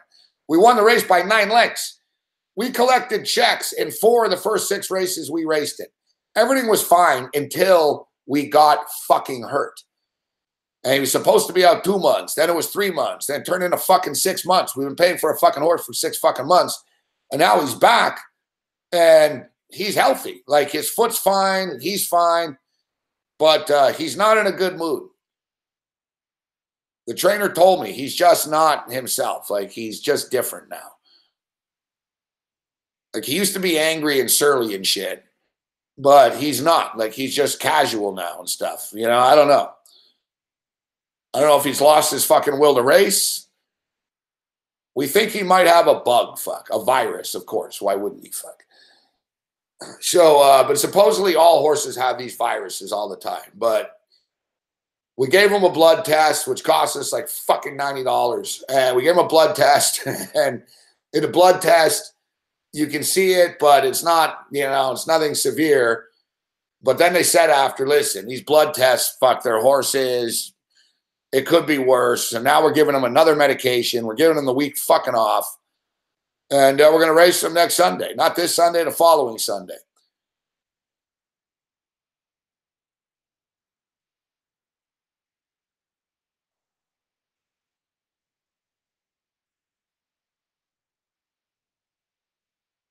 I don't know. He looked good 2 weeks ago.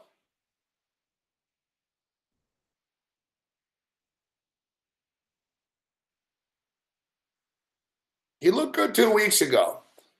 He looked good last week, actually. Like, last week we finished 6th, I think it was. But he didn't look bad. Like, he actually had a good run. He was pretty active and shit. But this past week, he was flat, you know? And like we said, we have a different driver every fucking week. It doesn't help. Even though we have good drivers. I mean, we've got Hall of Fame drivers on our fucking horse. Horses are weird, man. It's a tough business to get into if you only have one horse in your stable. Like, you need to have money and have a couple of horses and stuff. You put, you know, the old all your eggs in one basket. Like, I've heard all kinds of crazy stories about these horses. Like, you know, basically, like, you know, he could be pissed off right now, but he could fucking light it up again in 2 weeks, you know? Like, I've heard horses, like, some horses fucking never lost and they didn't win for 2 fucking years. They seem disinterested. And then, boom, they catch fire from fucking age 9 to 12 again. Our guy's only 7.5, so he's got a lot of racing left. You know, at the same point in time, too, we're a little critical. You know, the poor fucking horse split his foot open, Yeah, his fucking hoof cracked in two. Like, you know, he's only raced 4 times since he's been back, and any horseman will tell you that, yeah, it takes a couple of months to get him back in the rhythm. So, like we said, physically he's okay. He's just not into it now.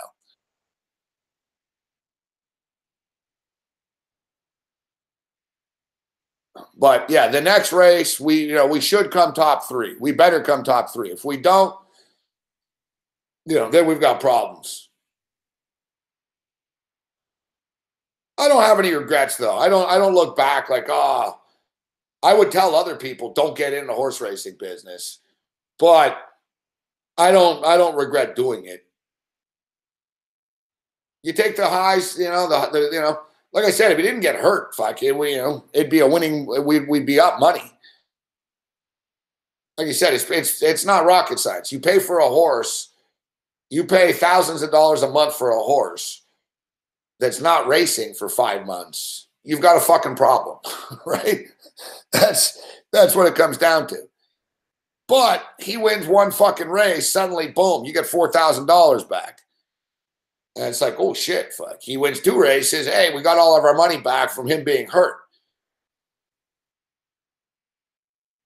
Man, look at poor Red Bugler. Red Bugler was hurt for a fucking year, man. He didn't race for a fucking year. It cost him a shitload of money. Red Bugler was a really good horse. He was winning all the time. And then he got hurt. Same shit. He fucked his foot up. He was out for like a fucking year. He came back and he started winning, man. They ran him fucking hard because they ran him too hard because, you know, they were out all this money for the last year. So they basically rolled him out every week. And you could tell, like, fuck, this horse looks fucking kind of tired. Like, horses can run every week, but you got to give them a week off, like, every 3-4 weeks. Like, you can't just roll, you know, you can't just roll them out there on a weekly basis fucking every week. And because, you know, they're running during the day every day, too, right? It's sort of like a fucking football player. Like, you can't, you know, they get beat up and shit. Like, a horse race is pretty a violent affair for a horse. Like, that, the running on gravel and shit, it's not the best for his fucking legs and his knees and shit.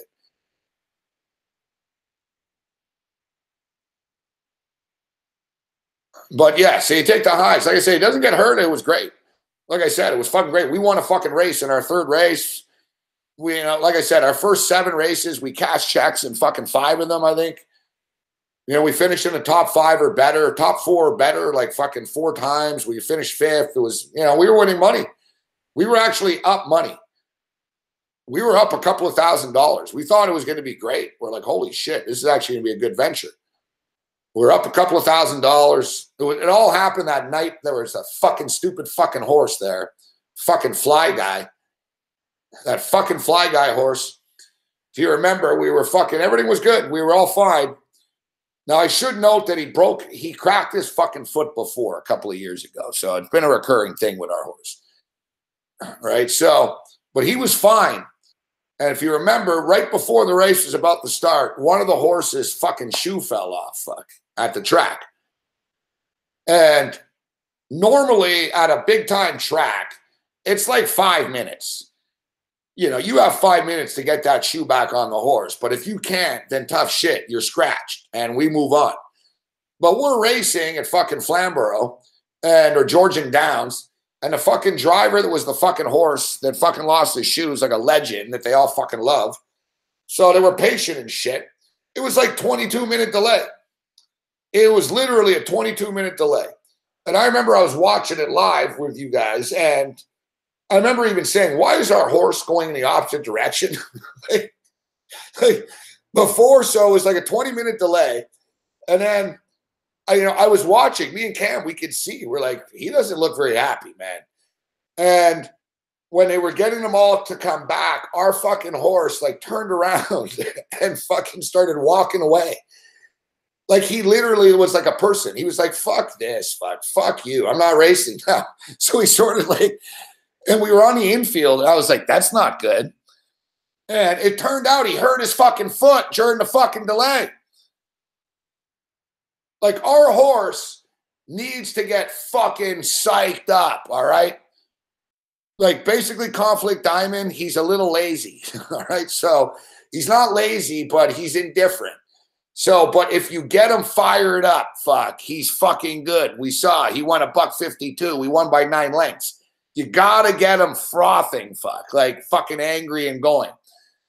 So we had the great driver, Travis Cullen, and he did get him going. Travis Cullen was a great driver. Unfortunately, he got suspended for fucking, whatever. That was another thing that hurt us, Our fucking winning driver that was on our horse every week fucking got suspended. So he's still suspended now. So our horse was really fucking ready to go. All right? He was fucking he was ready to go. And then right before the race starts, our driver, Travis Cullen, has to slow him down and say, whoa, hey, we're not racing yet. Chill out. Except Conflict Diamond didn't like that. And he got fucking pissed off. He went in the infield and he went the opposite direction. And once the race started, I think we actually finished 4th that night and shit, or 3rd or 4th. And it turned out he raced on the broken foot. He's that tough. He cracked his foot during the delay, and then we ran the race. with a cracked hoof. He fucking is a tough ass. Horses are really tough. Like they said, they told me after, they said, oh yeah, horses could fucking like break their fucking leg and finish a race, and then they'll just die after. Like they're determined, like it's like a mission. They're gonna get to the finish line. You know what I mean? I'm in pain, doesn't matter. Like I'm gonna get to the finish line. So he's a tough guy, man. He raced on the split fucking hoof, except it made it worse, and we didn't know. Right? We didn't know there's a fucking delay, fucking horse race. And then after fucking 3 days later, he's fucking training at practice. And then boom, it just fucking really went. And that was the downfall of Conflict Diamond. I swear to God, if that delay never fucking happened, shit's different. Like, I don't like that team. I don't have a lot of rivals in this business and shit, but I don't like those guys. Like, they never should have been allowed to fucking wait for 22 minutes like that. It was fucking bullshit. We weren't the only horse. One other horse fucking split and shit. Like, one other horse had to be like refrained from going back to the barn. And basically, like, these horses are fucking smart, but they're temperamental. So Conflict Diamond turned around and saw another horse fucking hanging around like fucking near the barn area. And Conflict Diamond thought the race was over. You know what I mean? He's like, I'm done. I'm not, you know, so. And then during the race, there was like a few weird missteps because he didn't want to run, fuck. You know, but we had to get him in the fucking, you know, hey, we got to go. Yeah. Horses, man, they're temperamental, man. Like, you think women are bad, fuck. Fucking, they're moody as fuck, these fucking horses, man.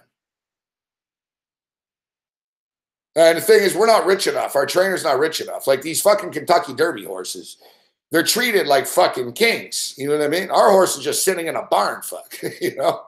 Like, you know, he fucking gets to do what he wants during the day. He walks around and fucking jogs and shit. He does his thing. But, you know, like the big time horses, like they really pamper these horses like women.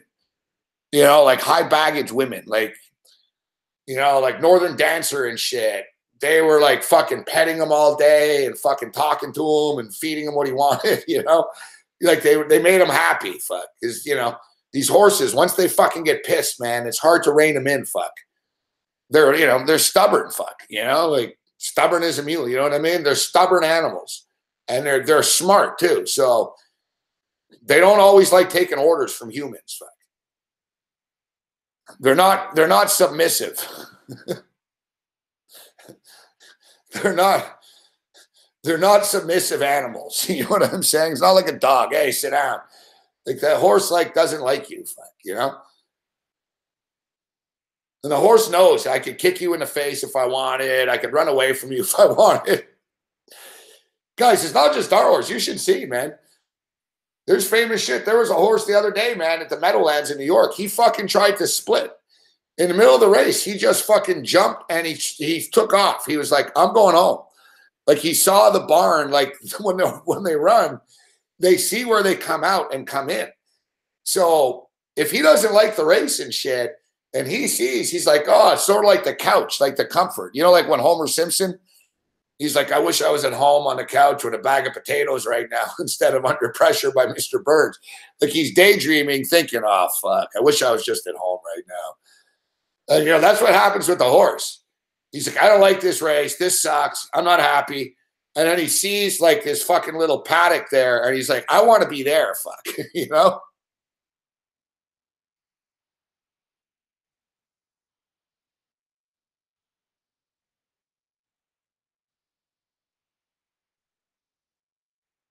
So, yeah, like I said, if he didn't get hurt, hey, it would be a great experience. He got hurt. It kind of sucked. It is what it is. No regrets.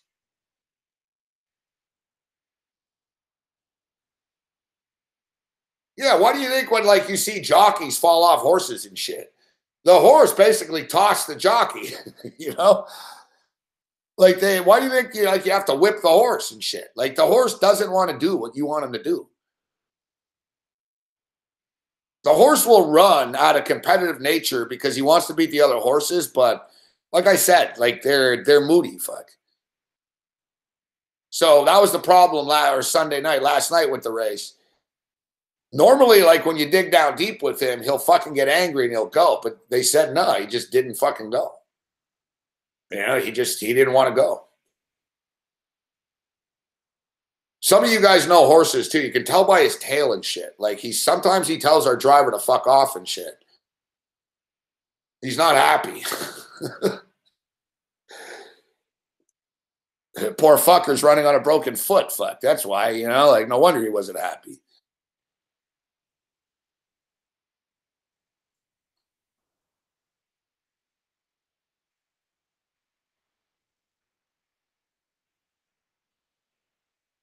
He's just got to get his fucking competitive spirit back. I really think I got to go see him and fucking have a talk with him, to be honest. I wouldn't yell at him too much. I'd yell a bit just to make sure I got his attention, but you know what would happen? Fuck, he'd attack me. You can just see it. Yeah, I went to see Conflict Diamond. I had a little motivational speech with him, and he fucking kicked me in the face. Fuck, I'll keep my distance, like 8 feet. Hey, I need you to start running fucking faster, man. Come on, Conflict. Do it for yourself, not for me. Do it for yourself. You're embarrassing yourself. We ran 152. We were setting track records. Now we're finishing in last place. Come on, Conflict.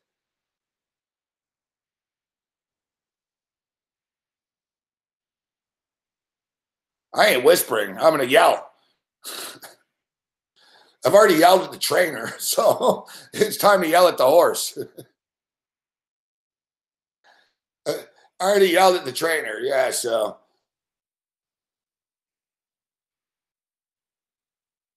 Because at first you get into the business like, well, I'm not going to complain. I'm not going to, we're not going to yell at the, whatever.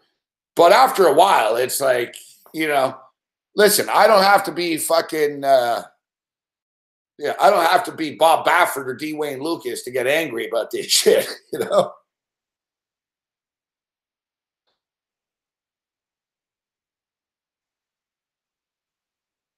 It's an experience.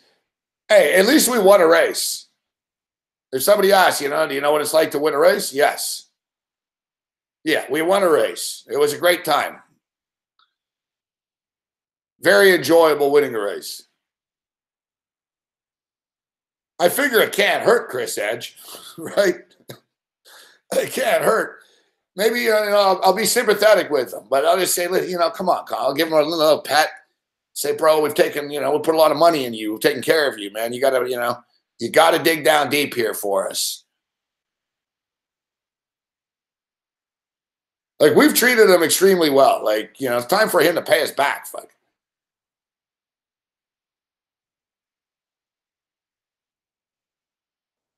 Time for Conflict Diamond to pay us back.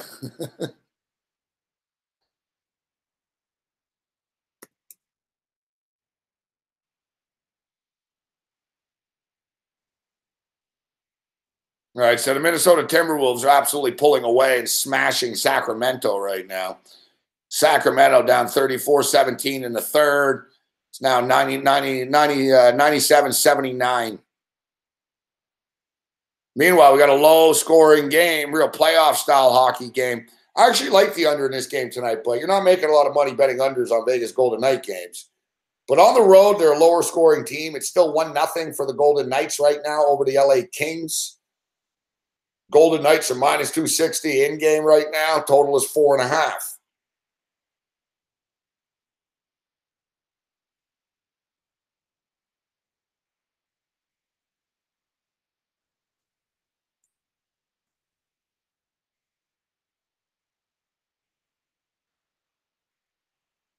Now, we were talking with Dave Malinsky earlier about how impressive it would be if the Houston Rockets hang on. We've had a nice night tonight. Our college picks were smoking.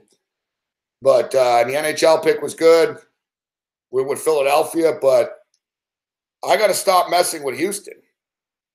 We bet against Houston last night against Denver. We were lucky to get a push at 5 because I bought the half a point.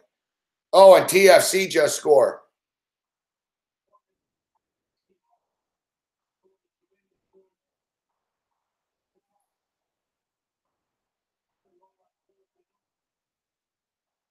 There's no live in-game for it, though. I'm shocked. There's a lot of TFC fans there. Unbelievable. Like when TFC scored, I heard the crowd noise, and I'm like, oh, fuck, Colorado must have scored. But no, it's Toronto that scored. TFC really are the biggest time model, like, franchise in MLS now.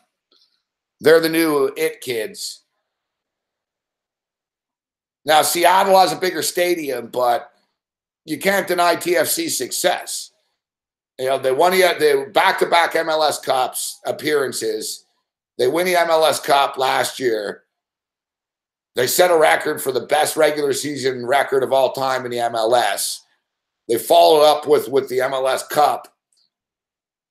And now they're off and running in this stuff, too. And they've talked about wanting to win this CONCACAF Champs League stuff as another real feather in their cap. Yeah, I talked to MLS experts, and they said last year's TFC team was the best team in the history, not just for the record, but that they really were the best team in MLS history.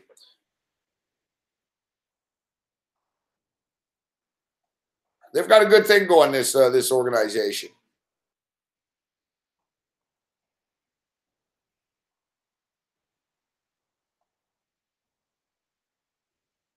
Oh, it was a real long road. They were a laughing stock. Oh, that's why there's no live betting. I'm watching this shit. I'm like, come on, how come Bet365 doesn't have this? Fucking TSN. TSN, like, they show hockey games all the time in our live now, too.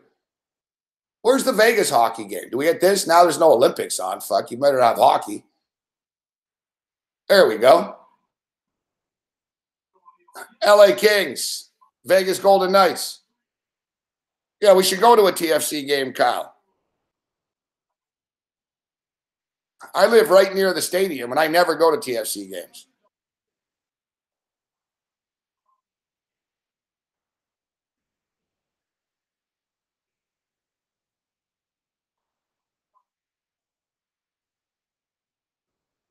Pretty crazy. I don't know if you guys saw this story, but the Stoneman Douglas High School. Stone was, so the school where the shooting was in Florida. It's weird. When I find out Shane Gotts's-Bear went there, the stud defenseman on the Philadelphia Flyers. He just went there for 2 years, but his last 2 years of high school. And people are like, what, they play hockey at that high school? And I'm seeing right now that the Stoneman Douglas School actually won the state fucking championship yesterday in ice hockey. So Stoneman Douglas High School won. Now, I don't want to be I don't want to correlate mass shootings with success in sports, but I'm just stating that Stoneman Douglas, big tragedy. They go and they win the state championship. They're going to the national championship now. Las Vegas Golden Knights, mass shooting, dominating the NHL.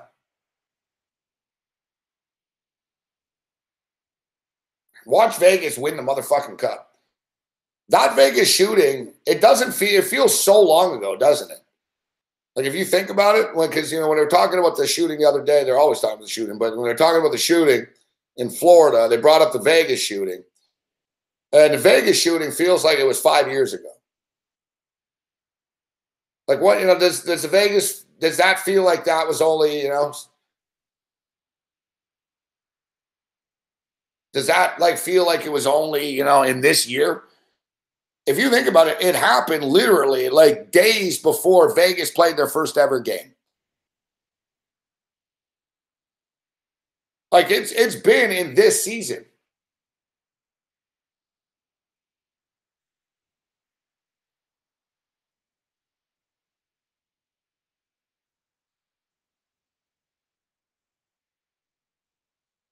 Oh, it sounds like a real shit show, Chris Edge, with the cops down there. Yeah.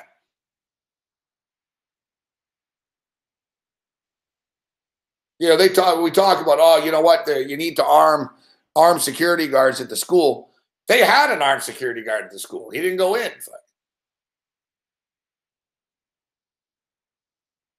He said he thought there were fireworks, firecrackers. That's his excuse. It's like, so I don't know what the kids fucking running for their lives, running out of the building wasn't like a a sign to you that, you know, maybe something's going on. The guy was close to retirement. He didn't want to get shot. He knew the kid had an AR-15. You know what I mean? That's the gist of it. Fuck. He was like, I'm gonna get fucking, you know, shot by this kid. But you know what's crazy? The Scott Peterson guy, who's really getting smeared. But so that guy, he actually had a bulletproof vest too. So not just a gun, he had a bulletproof vest. But he was close to retirement. He didn't go in. He said, oh, I thought it was outside, and you know.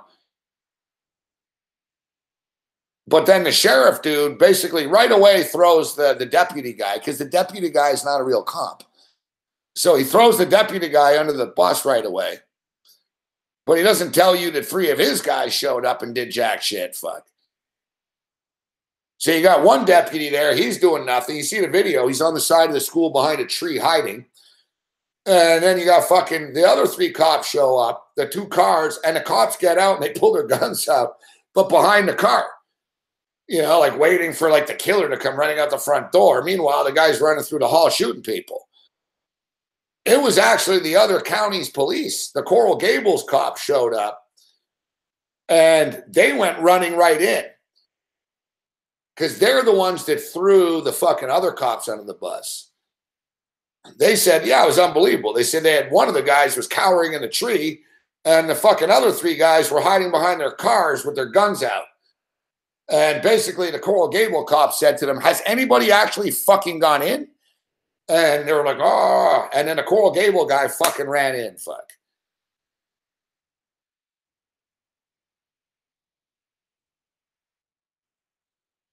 Well, here's the conspiracy theory, Jamal Taylor.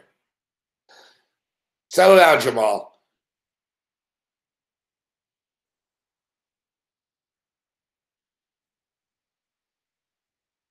So what's fake about this? Fuck. What, second shooter? Never happened. Crisis actors. What's fake about this one?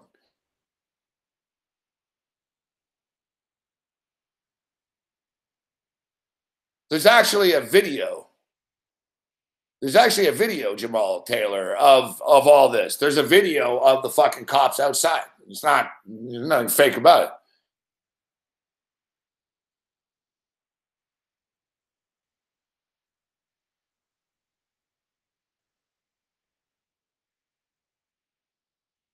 Yeah, so I don't want to get political about this anyways. Don't make it political, Juggernaut.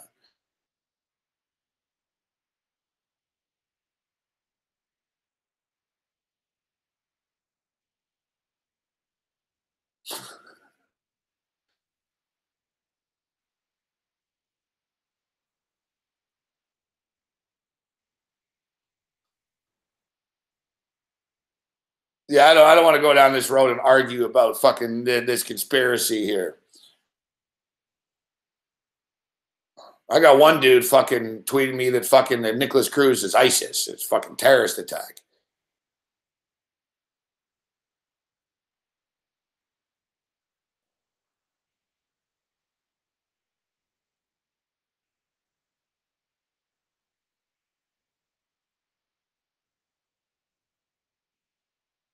So the whole thing is, yeah, this whole arming people at schools and shit, it is going to make it worse. Fucking teachers are going to get shot. Kids are going to overpower the teacher knowing, oh, this teacher's got a gun. Fuck. I'm going to fucking punch her in the face and take her gun. Like, it's a fucking bad idea.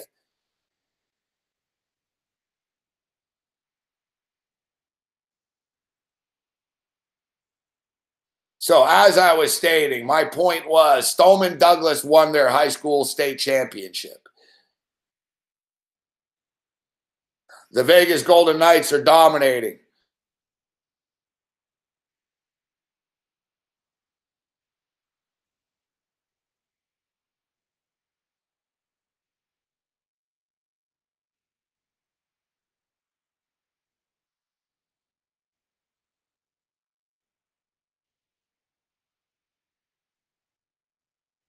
No, I'm not opposed. To be honest, I don't think it's a bad idea to have an armed guard outside. But it's not going to stop shit. I mean, kid could roll up and shoot the armed guard. Fuck, right? You know, like if you have one of those guns, you can walk up, bam, fucking ta ta ta ta, and shoot everyone outside the fucking school. There's always, you know,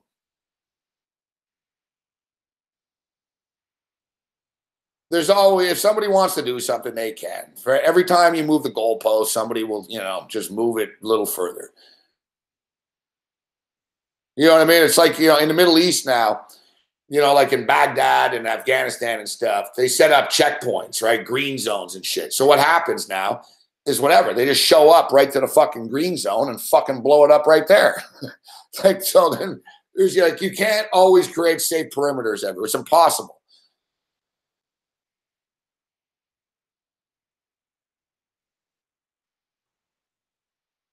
Listen, I said it. I said it, and I'll say it. I'll say it again. You can talk about all the arm this and all this stupid shit, but the fact is, these kids, they need to be nicer to each other too. Like they talk after about, oh, you know, you notice, you know, they're all like fucking smart, social conscious kids now, but high school, they always bully the fucking weird guy. They fucking, you know, they all said, oh, this guy was strange. No one talked to him. He was a weirdo and blah, blah, blah. So, you know, they were calling him, hey, you fucking weirdo and all that other shit for fucking a bunch of years. And finally he goes back.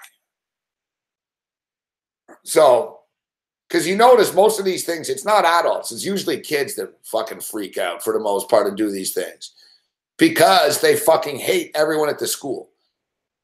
Because they can shoot random people after, because those people represent, you know, the hot chick that was a fucking bitch to me, the jock guys. You know, normally there's a beef. Look at the guy that shot the Orlando nightclub up. They said, oh, he's ISIS and all this bullshit. It turned out the guy was actually gay, right? He was a Muslim guy, but he was disgusted with himself that he was gay. He had a double life, and he used to secretly go to that Pulse gay nightclub, and they mocked him. Like the gay dudes at the nightclub in Orlando, they're all ripped and fucking, you know, whatever. He wasn't like attractive like they were, and they made fun of him and shit. That's why he shot the gay club up after. It wasn't like ISIS and shit. Like people will do shit, man, like out of that. Some people will fucking flip and think, you know what? My only revenge is to fucking kill you all.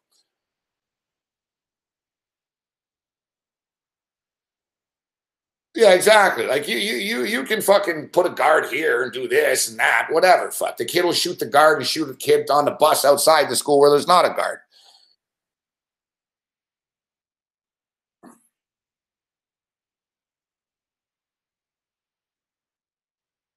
You know, the online attacking, shaming, fat shame, slut shame, loser shame, you know what I mean? Race shame. Who's crueler than kids? Fuck. Who's crueler than kids? Nobody. So these kids are all fucking dicks with each other, and then they're surprised when one of the fucking kids snaps and says, you know what? I saw it firsthand in Montreal, man. I missed the mass shooting by like 10 seconds. I think the kid walked past me, fuck. It was the same shit, fuck. He went to Dawson. He was like a goth kid, fucking people used to make fun of him and shit. He didn't like fucking hot girls, so he went back and he started shooting at trendy looking girls and shit.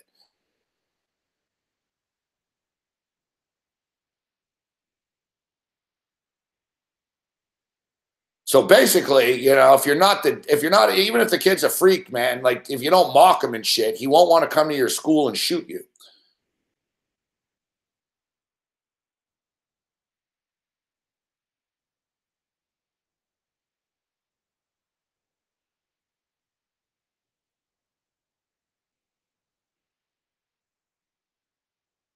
But yeah, the guns, they're not going anywhere. It's a pointless debate or conversation to have. There's two sides. Both sides are locked in.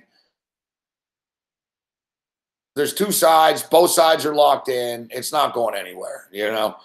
No one's relenting. The left aren't going to give up on trying to shut this shit down, and the right aren't going to give their guns up. So you've got a stalemate here. So basically, yeah,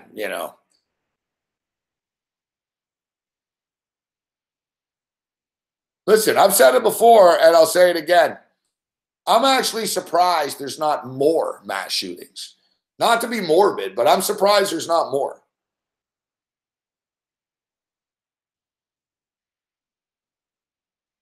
Like, I'm literally surprised it's not once a day. I really am.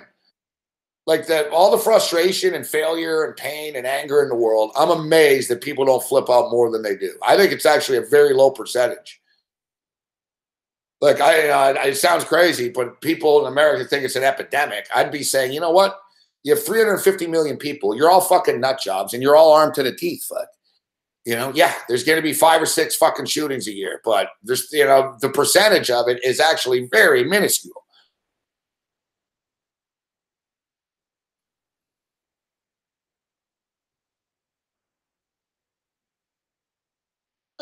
I see we have the lovely Taylor Stevens in the chat. If it's the real Taylor Stevens. But it looks like, by the way she's typing, it is the real Taylor Stevens.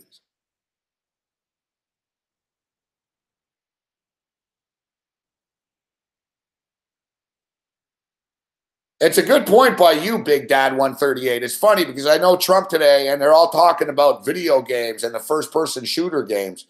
I agree. I think they're probably save massacres. Some kids get their frustration out through these games, and they realize, fuck, I don't really want to do this in real life. I don't want to get biblical and shit, but I've said this before, people. There's a constant battle between good and evil. There's a battle between good and evil in your mind, with yourself. There's a battle between good and evil in the world, but it's out there. There is a constant battle between demons and angels and fucking evil, fire and ice. Sometimes evil wins. Good wins more often than not, but, evil lands a body blow and a fucking shot to the face every once in a while. It's a perpetual battle, fuck.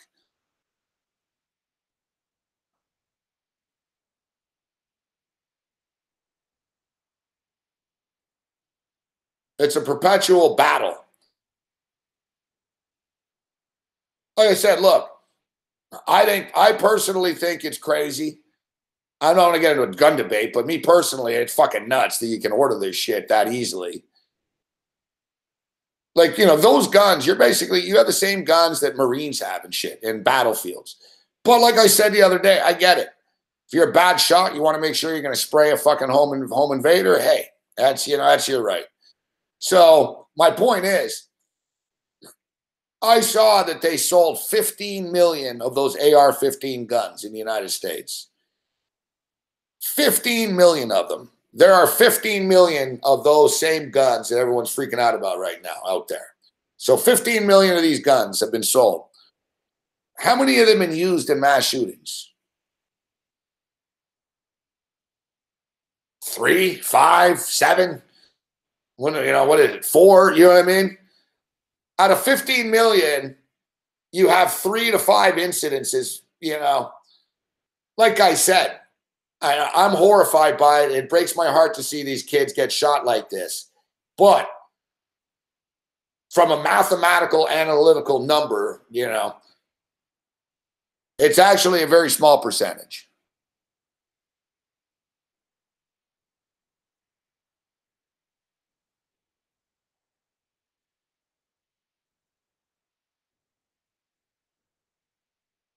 I think basically what will happen is, I think they're probably, it'll never end. Exactly. I think all that can happen is basically, I'm thinking like futuristically, they're going to come up with something to render guns useless. That's what they'll do, because there's too many of them, and it's freaking them out. Fuck. Like, honestly, if the American people fucking wanted to overthrow, and turn the government, they could. Like, there's 350 million armed fucking, people, essentially. You know, there's not that many people in the fucking army. You know, like it's a severe problem. Like in all actuality, I think it does freak them out. Fuck. That if people, you know, people don't do it. People are sheep. Like I said, you know, people are very, very conformists. Like if people just said, you know what, I'm not going to pay you my tax. If you don't like it, fuck off. Fuck. You know, it's their worst nightmare. Fuck. And you see, man, look at the Bundy guy. He fucking did it. They did jack shit to him. Fuck. They get freaked out, man, when they know that everyone's armed and shit. I know I gotta watch them say people here talking about an overthrow. I'm not encouraging that. I'm just stating that that's their perspective. You know, they can talk about safety and shit. They don't give a fuck about kids. They're just worried. They actually are worried that there's a bunch of dudes in Texas that can fucking tell them to fuck off. But fortunately, the people in Texas, they don't. You know, like people haven't crossed that line.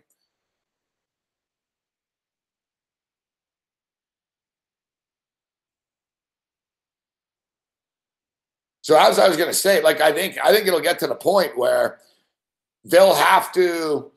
They're going to come up with something where it's basically going to melt your fucking gun. You know what I mean? Like very Star Trek-ish type shit. Like they're going to come up with something. I can see it now because they can't defeat the metal and the gun. They can't take it back. The only thing they can do is try to defeat it now, right? So like sort of like from a weapon standpoint, like I said, I think they're going to come up with something like in the future. It's like, you know what? We realized if we fucking put this chemical in the air, the bullet fucking won't fly. You know, like they're going to come up with shit. You'll see. They'll come up with somewhere where they can jam your gun type shit. You know what I mean? It sounds crazy, but they can read your mind now and stuff. Like the amount of technology that they have that we don't know about for this stuff is insane. Fuck.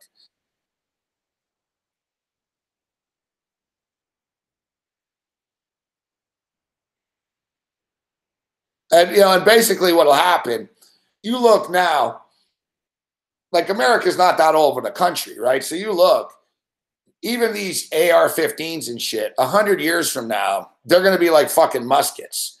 There's going to be laser ray guns and shit. There already are. Fuck. There already are. You know, so like that's what I'm saying. It's gonna get to the point where like all these fucking guns are gonna be like antiquated from like the fucking OK Corral days and shit. You know?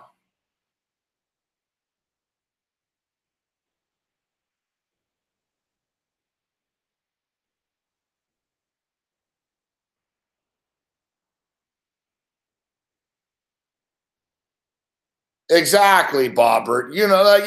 Bobbert's a smart guy. You know what I'm talking about. Yeah, good luck with your gun. Here's my fucking sonic boom sound wave. Fuck. You know? Exactly. Look, the US embassy in Cuba was attacked with vicious fucking sound warfare. They can't figure out who did it. I think it was Russia personally, but they're blaming is blaming Cuba. The media doesn't really talk about it much, but I'm sure some of you know. Basically, the US embassy in Cuba, people were becoming violently ill. Their fucking eardrums popped. They got fucking vertigo. Like being in that building fucked people up big time. And not just a few, like literally like 60 people. And they basically swept the place and realized that they were attacked with a sonic fucking wave. Fucking invisible warfare. They were attacked with a sonic wave. And the thought is that basically the Russians were just testing it to see how effective it would be on them. And they fucking got a laugh out of it watching everyone get real sick and shit.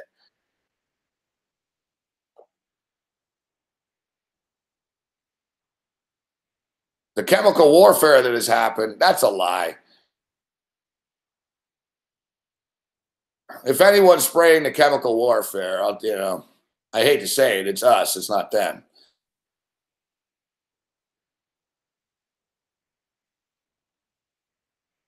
Yeah, Elio knows what I'm talking about. Exactly, Michael A. Like people, like you guys, you got to. This isn't like their technology is fucking like 60 years ahead of what we know, guys. There's a particle that's more explosive than any bomb. It's literally like a speck. It's a speck. It's like that. It's literally a speck, and it'll blow up like a fucking country. All right, if it hits the atmosphere. This shit's in space. That's why they're all fucking trying to get to space all the time. Like, basically, it'll change warfare as you know it.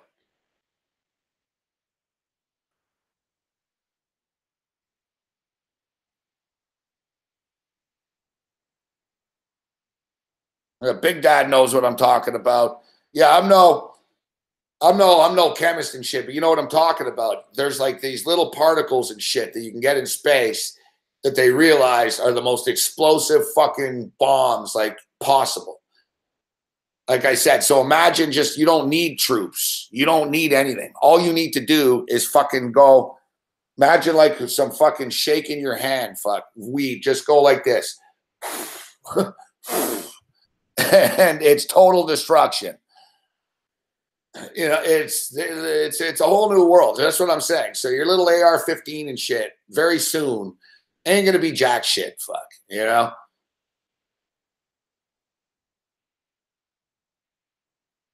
Yeah, that harp shit, man. Well, yeah, that's a weather shit out there. They got that shit guarded like Fort Knox out there in Alaska, and that's weather. Yeah, I know.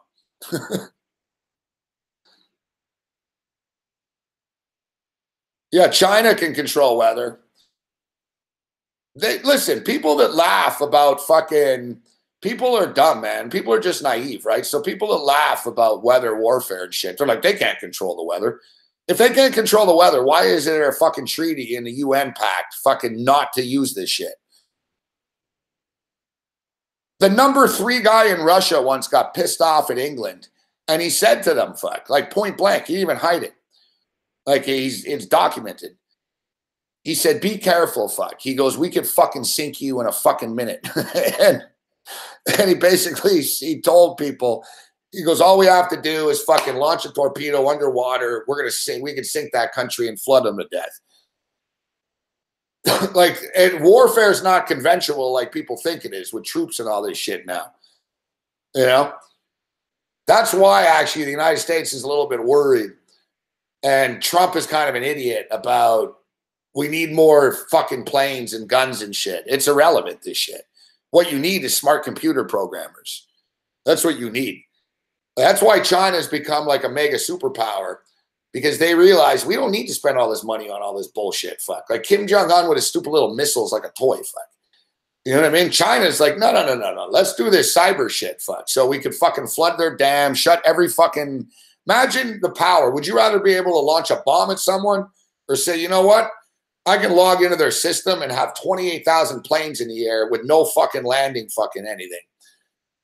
We can shut down their fucking complete air traffic control system, with a fucking virus. Bam. We can fucking have every street light at once go fucking crazy in America. Bam. You know, it's a lot easier than sending troops in, you know. All we need to do is figure out how to hack into their fucking system. That's the future of warfare, gentlemen. Not this fucking plane and bomb and troop shit. You don't need soldiers. You need computer programmers.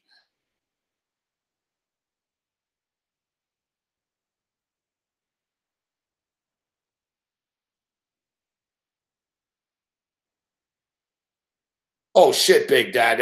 Oh, shit, man. People would be dead, bro. Like, planes couldn't land, GPS crashes, red lights. It'd be chaos.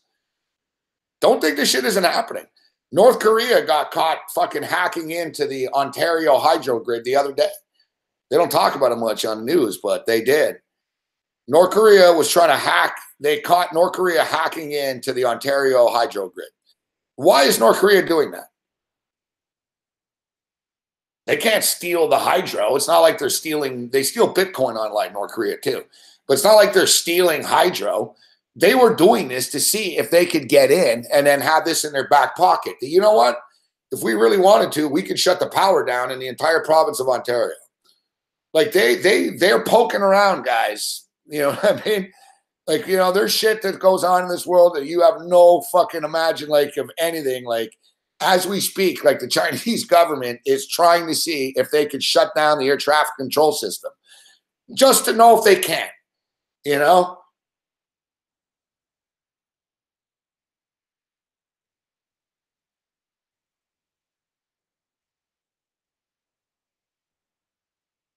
Yeah, we can all survive. Fuck. I wouldn't be able to survive. I'm not going to sit here and say, oh, I'd be fine. I'd be screwed. I get pissed off when my fucking, look, guys, we get mad that our video is choppy. We're freaking out that our video is choppy. That's another thing. Imagine they just shut the internet down. Everyone would be fucking screwed. They just shut it down. It's gone. They just blew the fuck out of every fucking tower out there. Fuck, it's done. Fuck. They had a sonar radar that just fucking rendered it useless. Like hospitals, airports, nothing can operate without computers now. Nothing. Sports books. I remember once, when Bet365 was during the football season. You know when they're down for maintenance? So I called in and it said if you really want to place a bet, call in. So I called in. And I asked the lady, I said, I want to bet this. She goes, sir, our website's down. I said, yeah, but you know who I am. I said, why don't you simply write the fucking bet down? God forbid, right? I know it's crazy old-fashioned here, Bet365, but you're recording the audio conversation with me right now. We all know you're recording it. So I'm telling you right now, I willingly put, $300 on this game. You write that down, and when your system's up, you pluck the 300 out, you put a $300 wager in on it.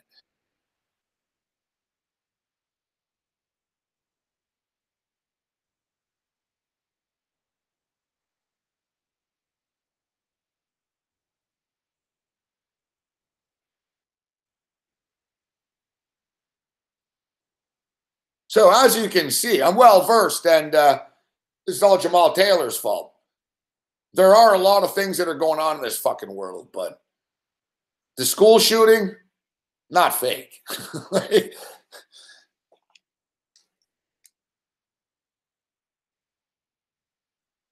always love when people say, oh, I was set up by the government to take your gun. Who's taking your gun? They're not taking your gun.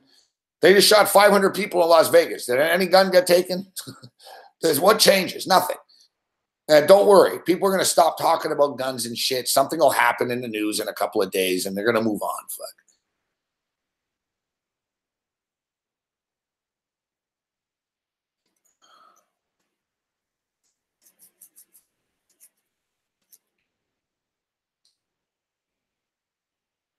Alex Jones is a fucking tool.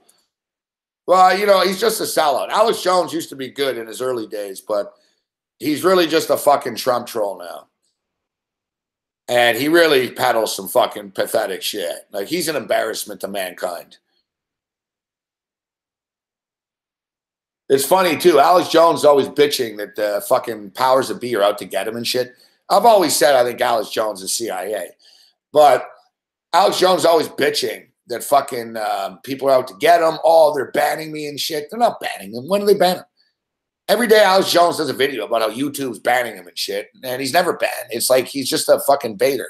So you see a former Google employee fucking leak shit and said, no, not only is he not banned, he said we had an algorithm that fucking directed people towards his videos to cause fucking distress during the election. It's like, no shit. Alex Jones is part of the game and shit, man. He's on the inside, He was one of the chosen few to run his mouth and be allowed to say crazy shit and make money off it. But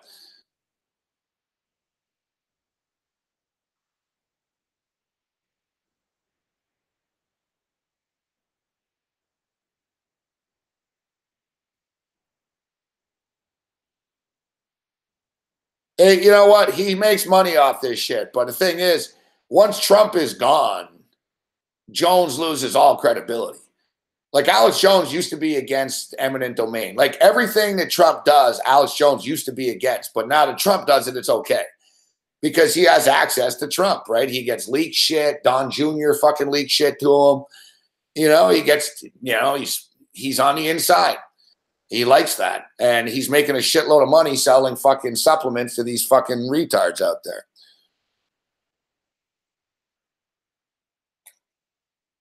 I mean, if you go to InfoWars, you should see some of the patheticness. Like, it's not even just Alex Jones. He's got like these fucking nutjob kids and shit, just fucking saying stupid things. It's like, it's bad,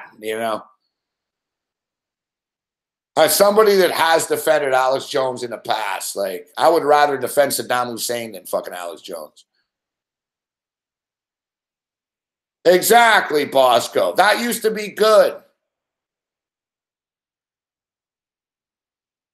That used to be good. The Coast to Coast and George Norrie and those shows. That was good stuff.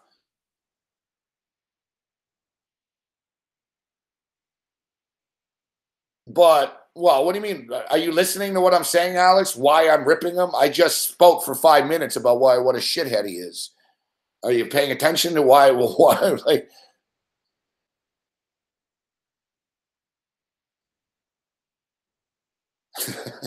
settle down, Osman. Yeah, Art Bell. Yeah, that was good. That was good radio. All right, so we're in the intermission here still. 1-0. USA's up 66-52 on Puerto Rico. Little FIBA World Championship qualifying action. I don't even know who's on the U.S. team.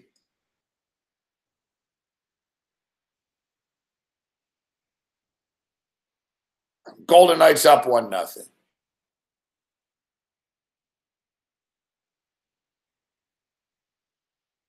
Art Bell.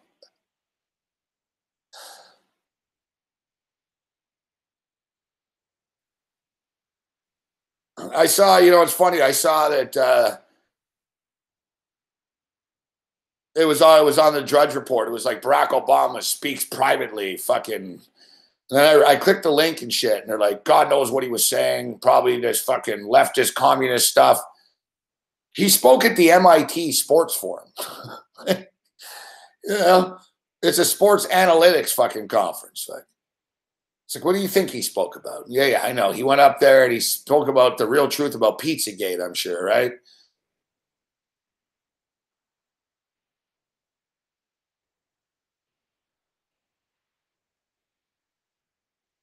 Do I sell picks to the public? No, I do not, Michael Mann. No, I do not. But I have been giving my picks on my pay page, but I'm not selling picks. It's just an added bonus for the podcast, guys. Cam Raphael, a lot of D-leaguers. Rodney Purvis, John Stockton's. All right, thanks. I like my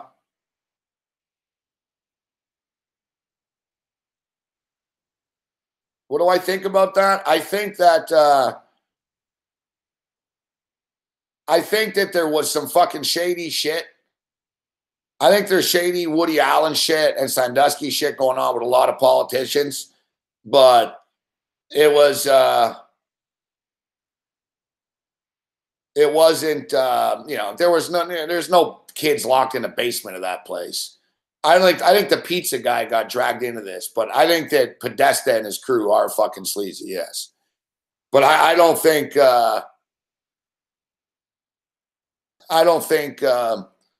like I said, there was no secret basement and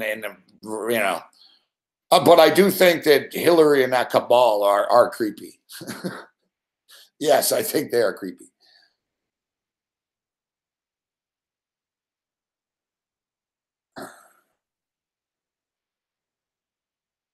All right, let me hit refresh here and see how we did. Confidence level high, man. We've been doing well with the college basketball.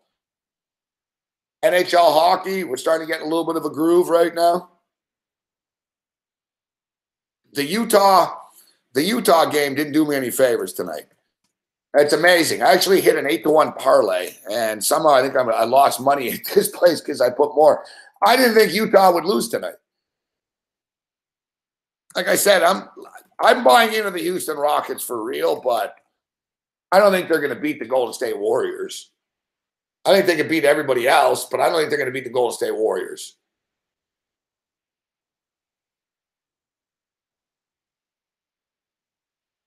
The Rockets do play defense, as Dave Morency alluded to. I'm on the Vegas Golden Knights right now.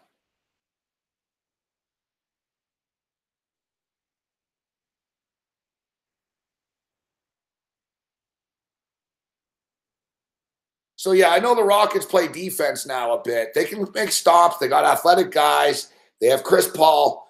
But it's not like Chris Paul has ever been successful in the playoffs before. Yeah, maybe what? Chris Paul's won a series or two. Harden's really playing great ball. I used to really rip Harden. Like, I used to really dislike this guy. The Houston Rockets used to really fucking screw me, man. Like, they were that team. Anyone that's watched my show for a lot of years knows, man. Like, I've had some real meltdowns over the Rockets over the years. They were like my Andy Dalton, fuck. Like, James Harden, like, I used to just fucking freak, man. Like, that dude cost me so much. In all different ways, too. In, like, just weird ways. You know, like, if the Rockets were getting 9, they'd lose by fucking 11 because Harden would do something stupid. Or take an in-game total, 231, and then the Rockets quit. You know, like, it was just constant. It was for years. And I like the Rockets, too. I still have it somewhere, actually. I don't know if I'll bust it out. I actually might have fucking done something to it, actually, once. I think I did, actually. I think I actually fucking threw it out. If you remember, I used to have the sick fucking Houston Rocket fucking warm-up hoodie. Except it was like a custom Adidas job that Adidas gave me. And it was fucking nice. Except, I swear to God, like, I had it for a couple of years. And the Rockets pissed me off so much. Fuck. I think one night, I don't know if I threw it off a balcony or if I fucking stepped. I don't know if I burned. What did I do to it? Fuck. I think I finally snapped with it. Fuck.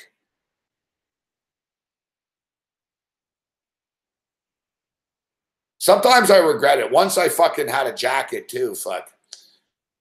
I had this jacket, and once it was in the Super Bowl in Vegas, fucking, I swear to God, man, I fucking just had bad memories with this jacket. I'm like, you know what? Fuck, I was wearing this jacket that night and this night and fucking, so I remember I took the jacket off fucking right into the bin in Las Vegas. People are like, man, what are you doing? That's a nice jacket. I'm like, no, it's done, fuck.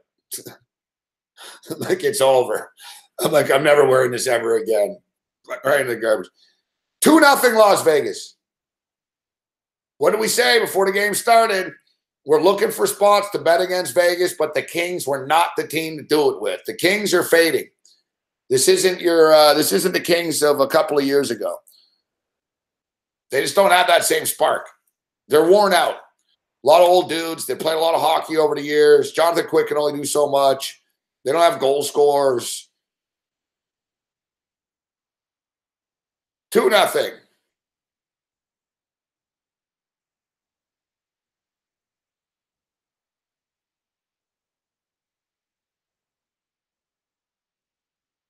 Fuck Vegas are fucking good, man. It's just, they're relentless, these guys.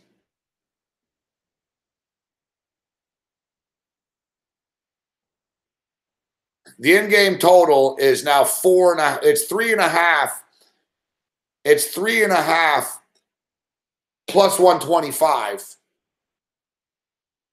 4.5 minus 188. Let's go under the 4.5 minus 188.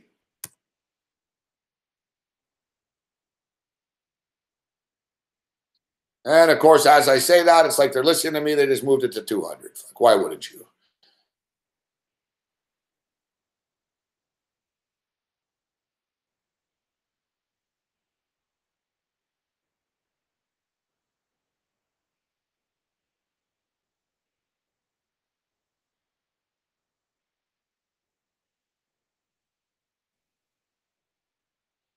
The rookie, I'm a Buffalo Bill fan rookie. You want pain.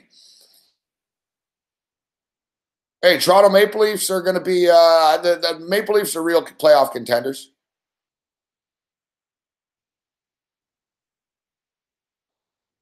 I'll tell you what, guys.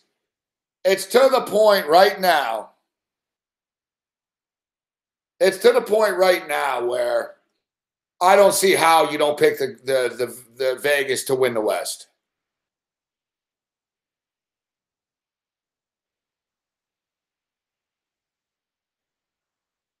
I mean, yeah, there's some good teams. I personally think Nashville, but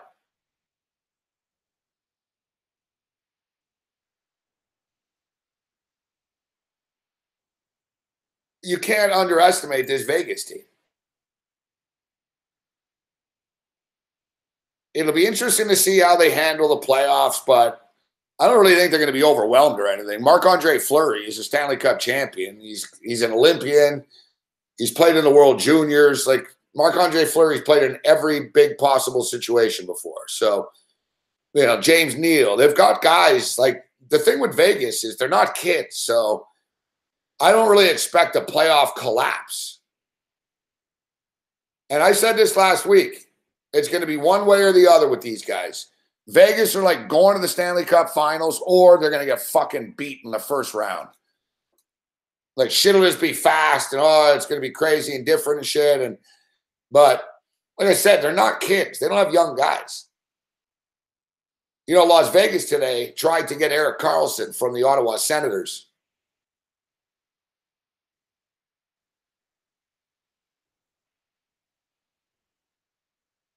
What's up, Brendan C?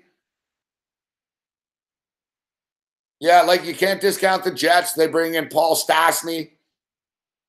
But can you imagine? Look, the Vegas Golden Knights, that was a big message they tried to send. Like, the Vegas Golden Knights trying to get Erik Karlsson, that's some serious shit that they were like, we're in. We're trying to win.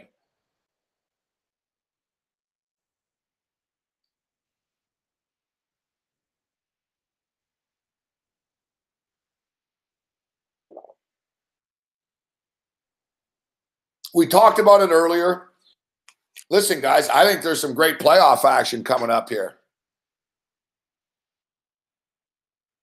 I think there's some great playoff action coming up both in the NHL and the NBA. It's going to be a fun ride, guys, in the playoffs.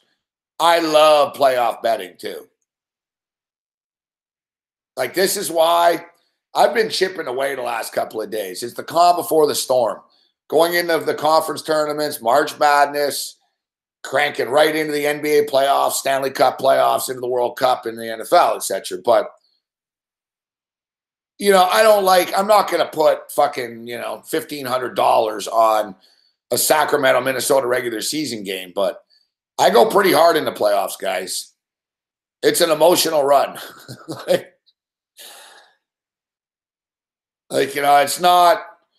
It's not out of the realm of me having, fucking $17 to $2,000 an NBA playoff game rolling sometimes. I'm going to try to avoid that life this year. But there's been times, man, and more often than not, that I'm going pretty hard in the NBA playoffs and the Stanley Cup playoffs. We always talk about one of the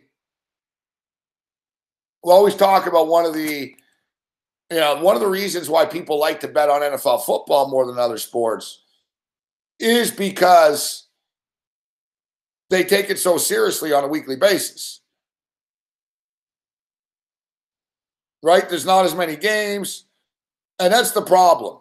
You bet on a regular season game, you can handicap it, you can try to put yourself in a position to win, but there's going to be nights in the regular season where teams just don't really care. Look, man, we took fucking Golden State together a couple of weeks ago. Remember, they fucking quit. They got beat by 26 by the Clippers. Right? Like, you can't walk up to the window and say, you know what, this is the definitive best lock and this is it.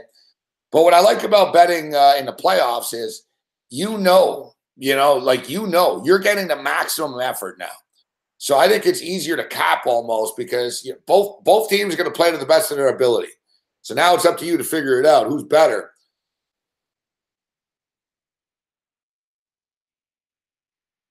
And what I love about playoff betting in both the NHL and not Major League Baseball is different. I like playoff baseball betting, but that's different. But basically in these 7-game series and stuff,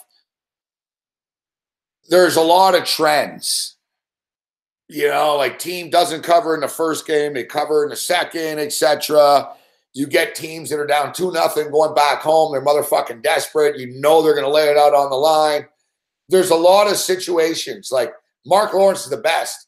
I have Mark Lawrence on every Wednesday on the radio show. And like Mark knows like the perfect, you know, there's all sort of, all right, game 2. Fuck, team didn't cover game 1. It's fucking 82% here. All right, game 3 situation, game 4 situation, game 5 situation. You get the situations, you get the momentum in the series, you get a feel for it. You're watching the same series as every night, so you really understand the matchups. You know, like it's, you know, to me, that's like besides football season, what's coming up is my biggest betting time. Like the biggest units and shit. March Madness, I'll bet, but I'm not going to put like fucking 1,500 a game in 2000, maybe once or twice if it happens. But like NBA playoffs, I'll be fucking nuts. Like, you know, like I'll routinely put 500 on the side, 500 on the total, fucking money line parlays.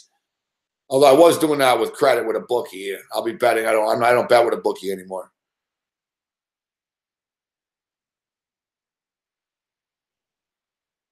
I bet less now because I don't bet with a bookie. And especially the first round, that first round of the NHL playoffs. So now, you know what? Like I'm not betting with a bookie, so my units will be, you know, 250 to 500 type thing. Not on every game. I'm not betting $500 on every NBA playoff game, but you know, the situations and the angles and, you know, totals, NBA totals. Some of these series, man, there ain't going to be a lot of points. Some of them are track meets, right?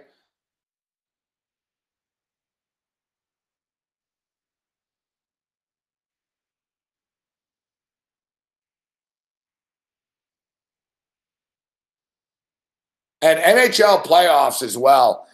I put big money on the totals.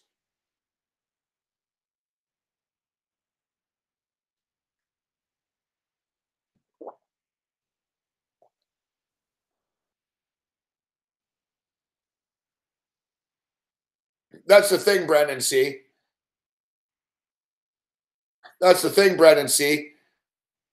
Listen, betting with a bookie, some guys can do it, and they're disciplined, and they're not going to get in trouble. Like I know a lot of guys with bookies that only bet, 100 a game and shit, 50 a game or 25 a game and stuff. I'm not one of those guys. Like if I'm betting 25 or 50 bucks on a game, it's not really by choice,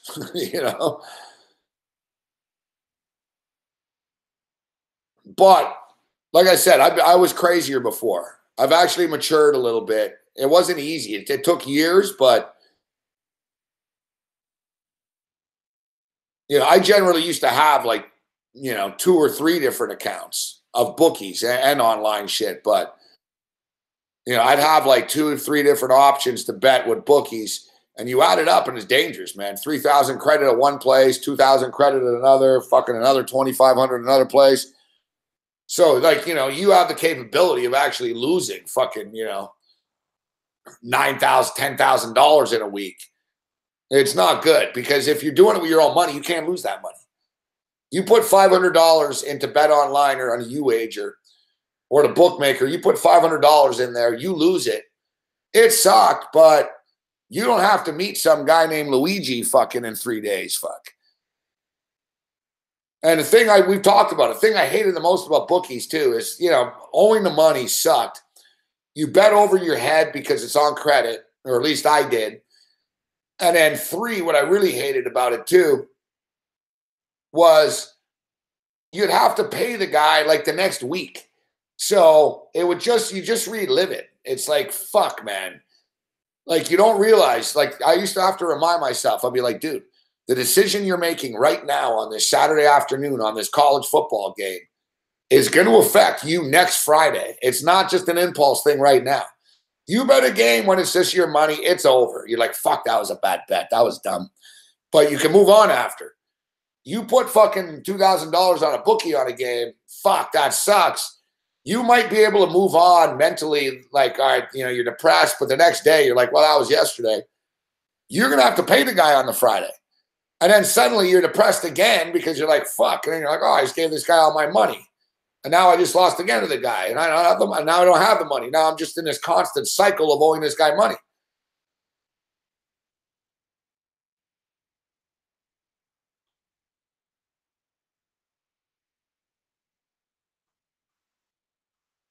Right? So, you know, bookies, and the problem with bookies is too, even when you win, it's not foolproof. Like I said, I was betting with this bookie. The guy was a dick, fuck, you know? I'd lose fucking, you know, I'd lose fucking $1,200, and the guy was fucking like texting me like crazy, fuck. All right, can you know, I need the money, $1,200. I fucking nailed the guy one week for like fucking 4,400. Fucking dude fucking didn't answer his phone for 3 days, fucking tried to like wait me out, I'd lose the money. You know, fucking he gave me something, like he gave me like a hustle shit that I used to give people. He was like, oh, I was out of town, I got in a car accident. I'm like, holy fuck, dude. You know, when you win, you're fucking threatening, you know, fucking people and fucking harassing people. But when the player wins, suddenly you're fucking, you know, you're out doing blow and you don't answer people's calls.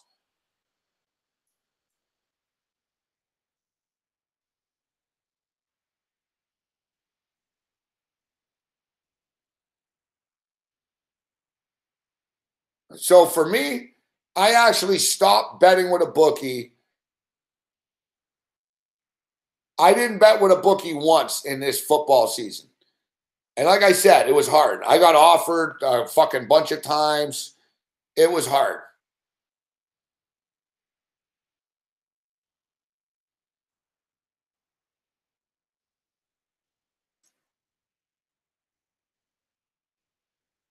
Exactly. You're betting with your own money, Finny.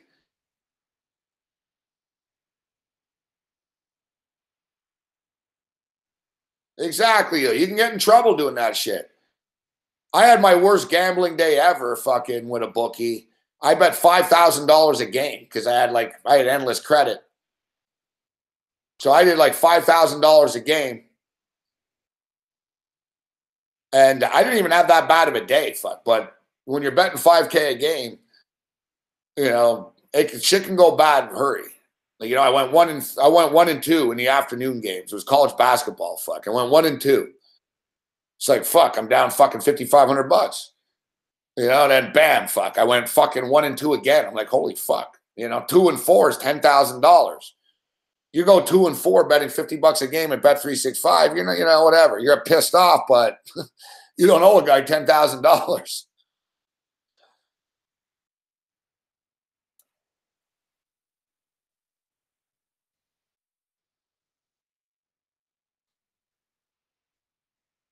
I know some major bookies, and I know bookies that have bet as well, like they're bettors themselves. And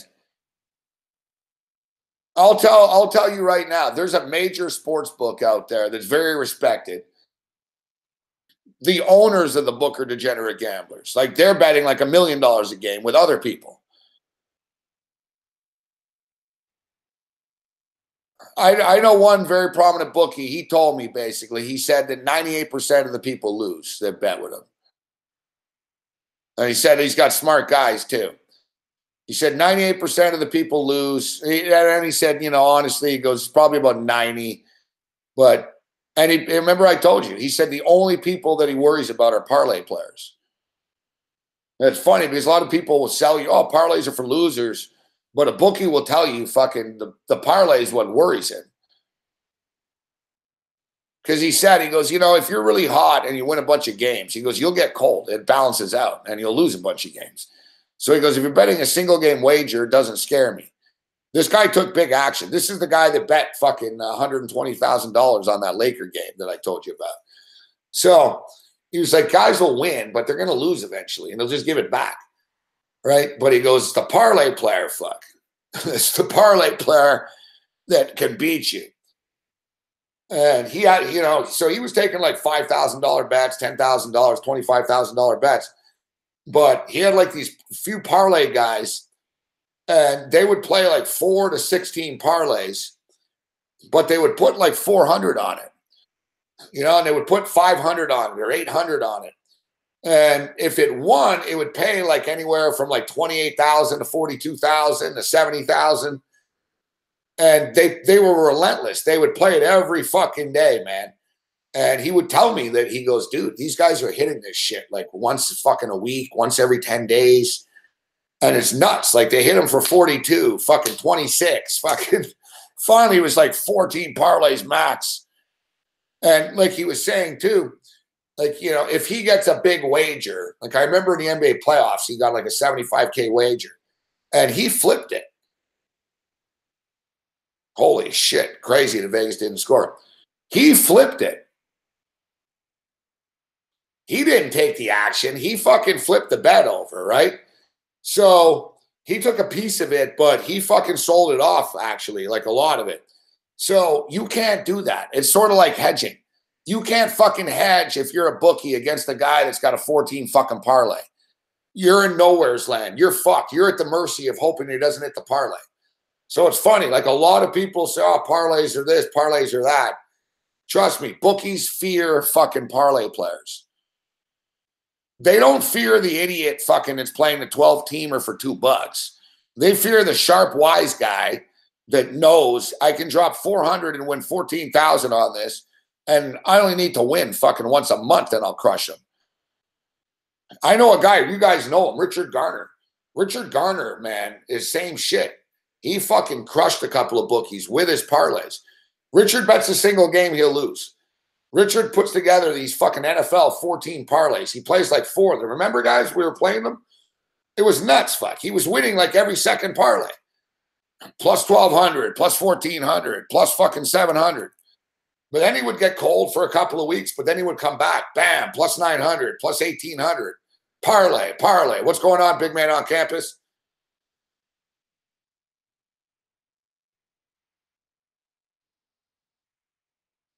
Yeah, the Greek bookies in the World Cup in Montreal, they had to fucking flee to Greece. They had to leave. Every fucking Greek in the fucking city bet Greece at 80 to 1 to win the World fucking the Euro Cup.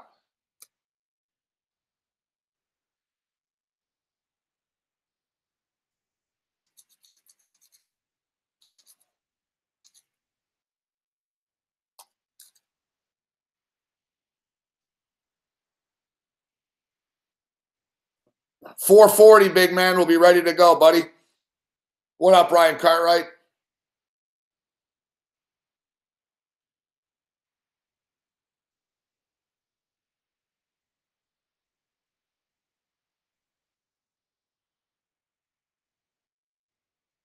No offense, Soda Papansky, but you've said a lot of ridiculous things in this chat. So it's hard for us to, you're a bookie, Garner owes you money, and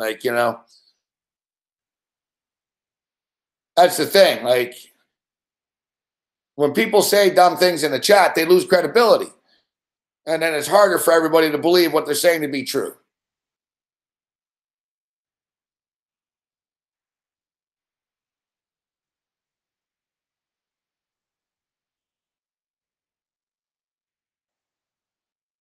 See, like Justin Peterson. Big man on campus are all like, yeah, you're maybe he is. I'm not trying to insult him. I'm just stating. I remember last week, Soda Papansky, you were saying a lot of crazy ass shit. And now you're like, oh, I'm a serious bookie and shit. Like, I don't know. Like, what am I,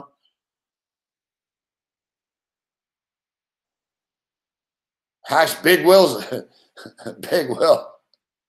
Billy Walters owes some money.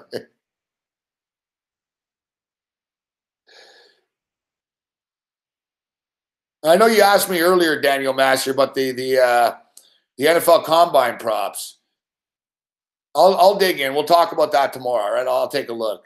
I like betting on the draft. I'm more of a draft better. Combine, I don't want to get into fucking how many bench reps a guy's going to do at the bench press and shit.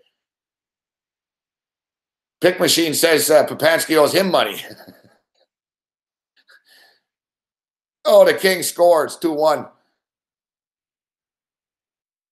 I'm a good draft better, Joe. I live for this shit.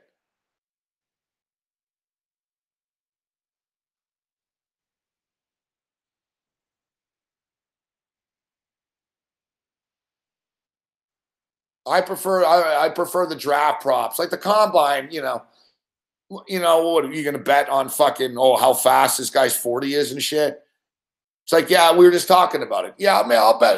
We'll talk about it. I'll sprinkle on some of these for fun, but we were just talking about it. Like I'm talking about, I'm excited for the playoffs and the tournament coming up, where I'll start betting bigger units. That if I'm going to bet on how fast Lamar Jackson's running the 40, I'm not putting $1,000 on it. I'm not putting $500 on it. That's the type of shit I'll put fucking $50 on, So it's a recreational bet. So how much time am I really going to spend breaking down recreational bets? But we'll talk about it. But as far as the draft, like how many players from Alabama, or like the draft props, quarterbacks here and there. And you always have to remember, you're not betting what you think is right. You're betting what you think the stupid NFL teams are going to do.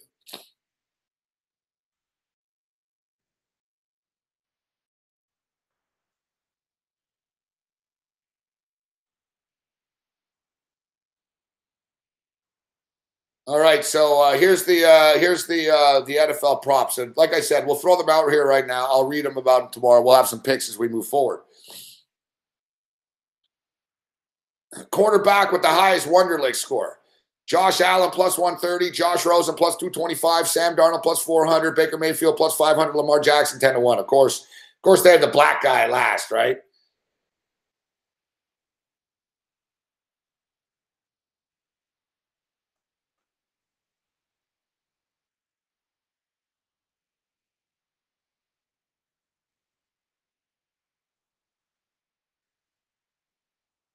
This is a bullshit bet.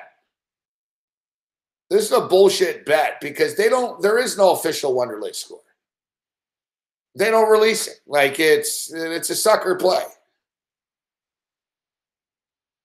Whenever you get released, it's like leaked and you don't know. It's like betting the over-under on a pay-per-view. Fuck.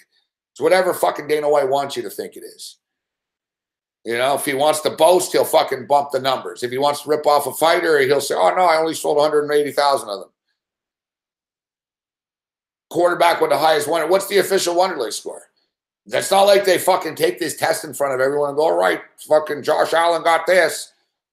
So you're betting on something you're going to have to count on that whatever reports are. I don't understand that bet. Lamar Jackson, 40-yard dash time, 4.35. Over 4.35, minus 150, under 4.35, plus 120. Saquon Barkley, 40 dash time, 4.37, minus 180, over, under, plus 150. Like I said, am I going to bet on Saquon? I can understand betting on the 40. But do I really want to bet on fucking Mika Fitzpatrick's vertical jump? Saquon Barkley's vertical jump? You're going to be watching a combine at home. Come on, man. You got to jump 37 and a half fucking, inches here.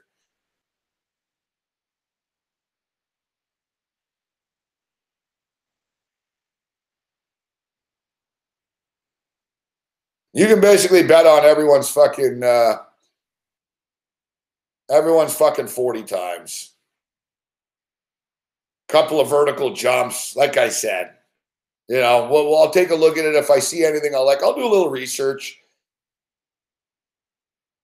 I just find it crazy that Josh Allen plus 130, Josh Rosen plus 225, Sam Darnold plus 400, Baker Mayfield 500, Lamar Jackson on the Wonderlic. Like, how do you fucking know? Sam Darnold doesn't seem like the smartest kid in the world to me. Fuck. Neither does fucking Josh Allen.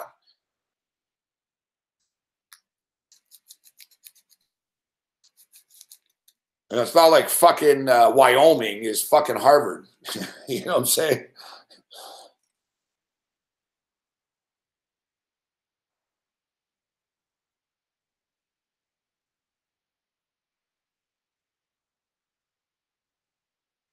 No, it literally is. I agree. I think Josh Rosen will win. Josh Rosen's a fucking really smart kid. But I said this earlier, Kevin White. That's what I'm talking about. Oh, Lamar Jackson, he should be a wide receiver. Why? He's a Heisman winning trophy quarterback. He's been coached by Bobby Petrino. He said that he's better than Michael Vick was at that stage. And then they automatically make him, oh, yeah, he'll be the dumb one, fuck. Like, well, Josh Allen's a dumb jock, fuck. I've seen interviews with the guy. He's no rocket scientist, this kid.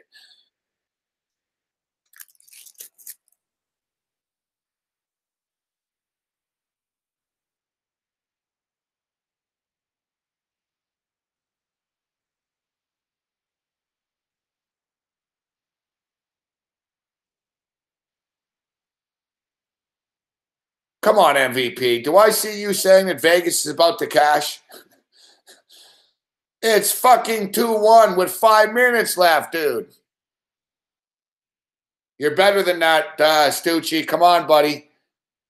It's a 2-1 hockey game with 5 minutes left, fuck. About to cash. You say it's about to cash when there's 5 seconds left and the puck's in the other end of the rink.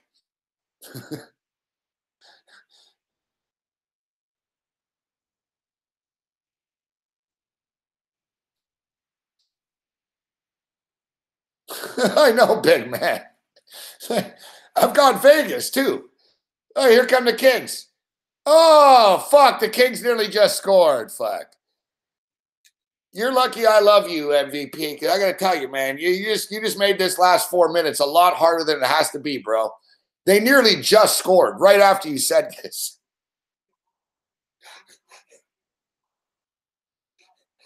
Vegas is about to cash. I look up. There's 5:29 left. It's 2-1.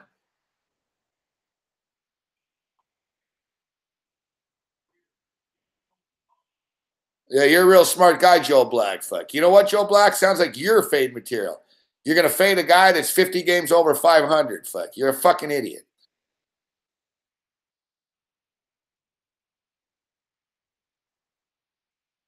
Go put your dick in a blender.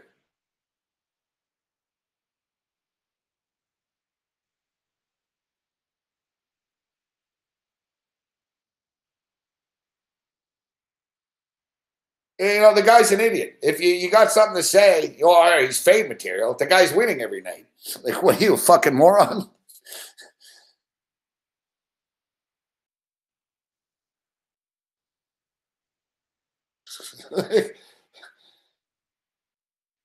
You know, like that's what I'm talking about. The level of trolls, man. You guys are fucking like you're morons, man. These fucking high school kids at the school where everyone got shot are smarter than you guys. Like the level of troll. Oh, he's fade material. Morency, you fucking look like Vin Diesel. It's like, yeah, it's great. Like, I remember being on AM radio in the old days, and sometimes I'd get crank calls and shit, and it'd actually be funny where I'd actually laugh. I'd be like, man, fuck, I can't help but laugh. And, you know, I'd actually laugh. People ask, Morency, how come you don't take phone calls on your show? Because people can't talk anymore.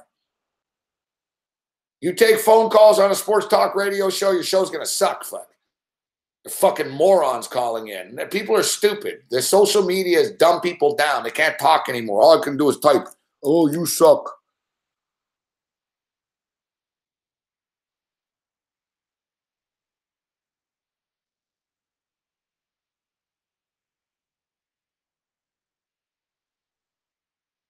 Mikey Miller's already spent his money. I've done that too.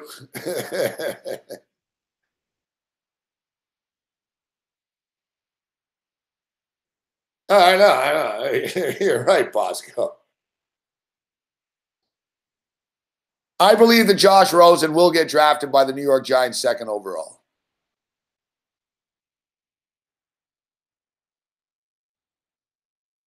I just like to note, ever since MVP fucking talked about this game being in the bag, the LA Kings are all over them.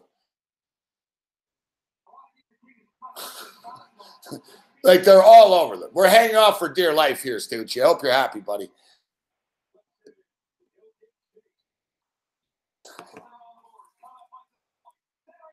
Oh, God.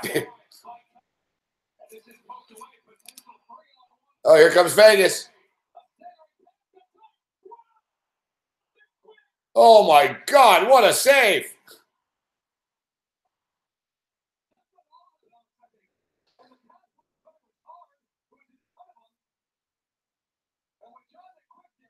I'm just busting your ball, MVP. It's all right.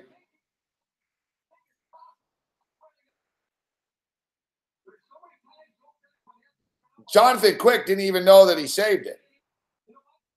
I don't know how that puck didn't go in the net.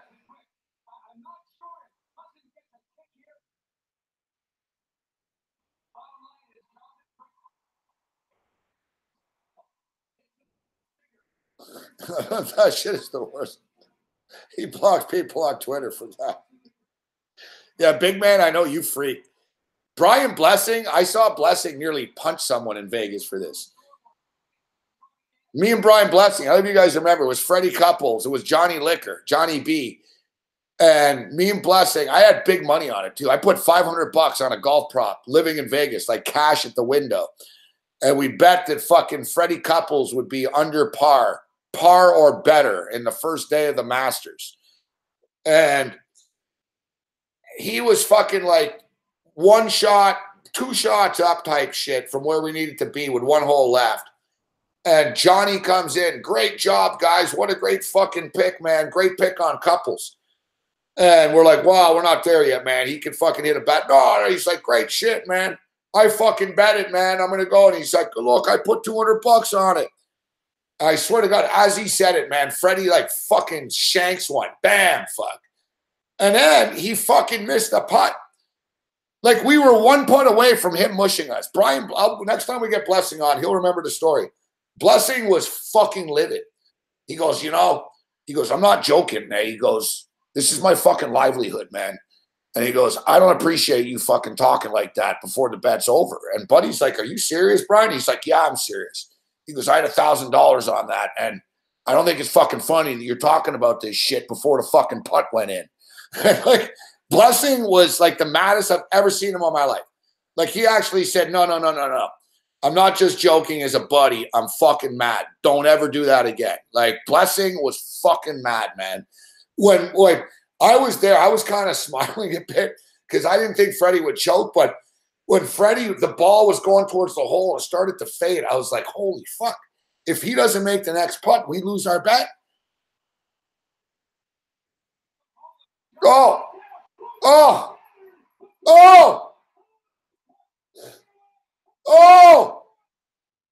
I don't know how this isn't going in. Oh.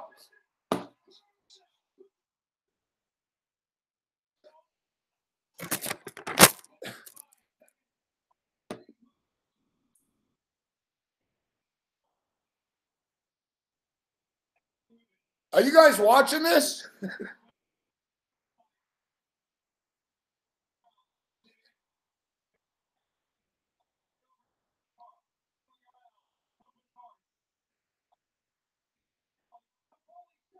Oh, no. Fuck off, Carl Smith.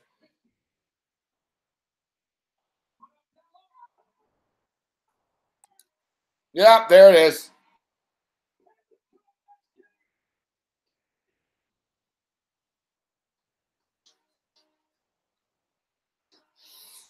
Oh, boy.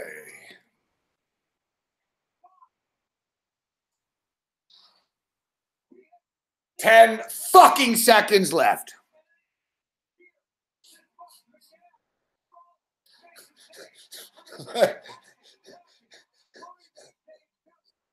Holy shit, man.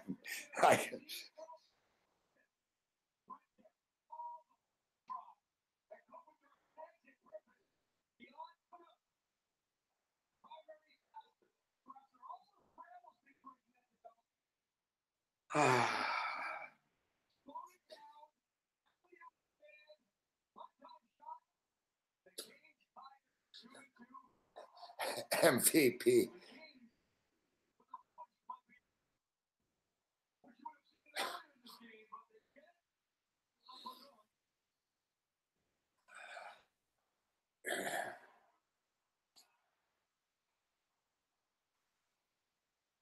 Stucci, MVP. MVP, you're like a fucking player right now, bro, in the penalty box that better fucking hope we don't lose because you're in the penalty box. You're like a player that just took a penalty, and you're going to be sitting there thinking, oh, God, Vegas better win this game. He's blocking himself. Big man on campus is all pissed. Just hit his turn. I can't help but laughing. I have Vegas. I'm only laughing because I'm going to fucking snap otherwise.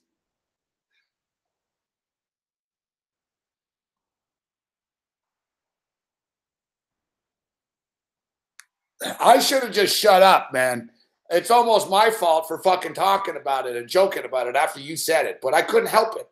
I see you. You're like, Vegas about to win. I look up and I see there's 5 minutes left, and the Kings are all over them. And then they score with 10 seconds left.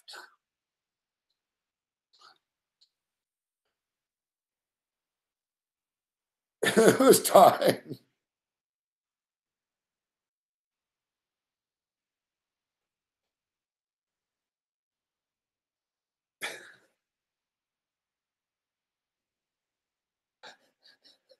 The goose is disgusting. I expect this from Bruce Chad. You know, Bruce Chad, you're off the hook now. Like, I expect this from Bruce Chad.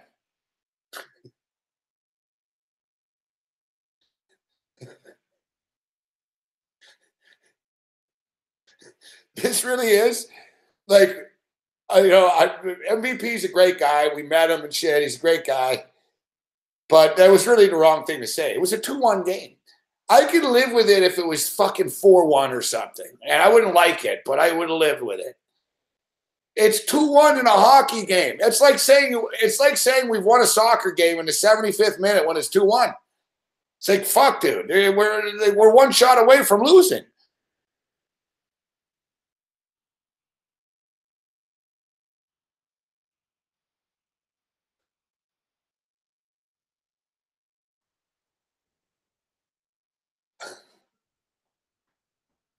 Big man on campus.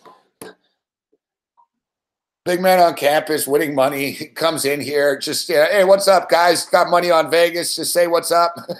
fucking gets mushed fucking right out of the game.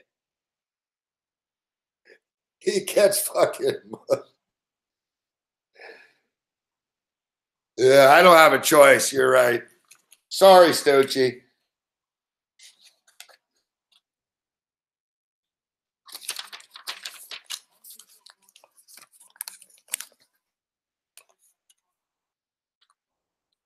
All right, hold on.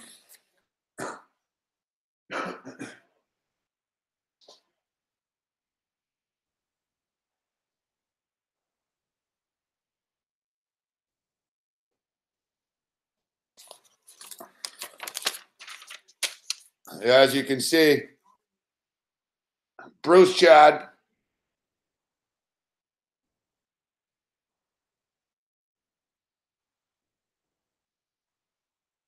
We've got Bruce Chad, Google Hangouts, and Brooks. Brooks was put on in the list because Brooks seems to always support people that are in the list. I never thought MVP would get into the chart, but here we go.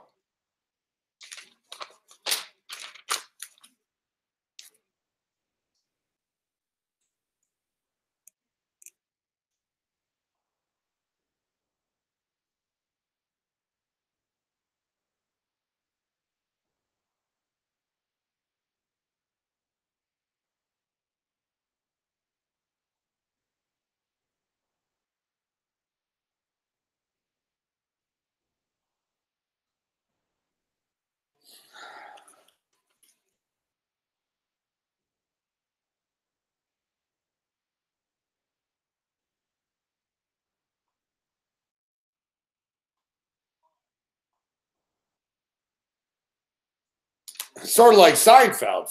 It's like you took food off of Jimmy's table. Jimmy's a little short on cash after moving to Manhattan. MVP. You're in the book. Mushed Vegas bet. Took food off of table.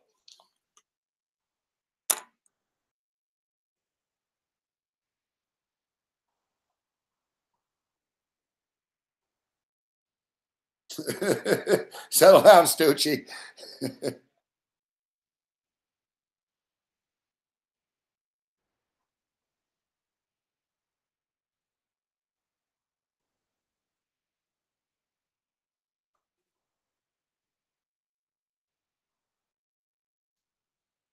Yeah, you're in the list. You're in here with the legends, fuck. They're shit disturbers.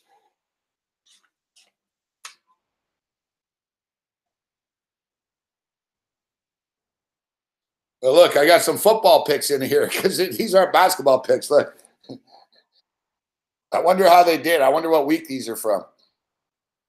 I got Purdue +7. Purdue +7. Wyoming +14. Gamecocks -5.5. Vanderbilt +3.5. Clemson Tigers -3. USC Trojans over 69. I don't know what week this is, fuck. You know what? I think this is the week when fucking Wyoming played the Oregon Ducks, isn't it? Because, yeah, when else were Wyoming getting 14 points? I think they got 14 against the Ducks, and the Ducks smoked them. Oh, the Golden Knights hit the crossbar. And you know what, MVP? You can get out of the list with a Vegas win here. Vegas wins, we'll scratch your name out. But no, we'll have to leave it for causing us stress.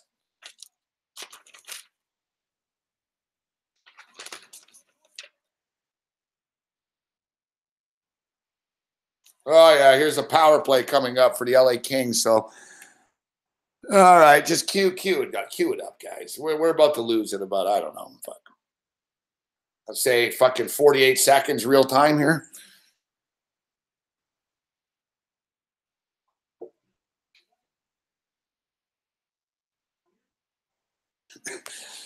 Here's the icing on the cake. Fuck. Fucking penalty on Vegas. Going to be 4-on-3.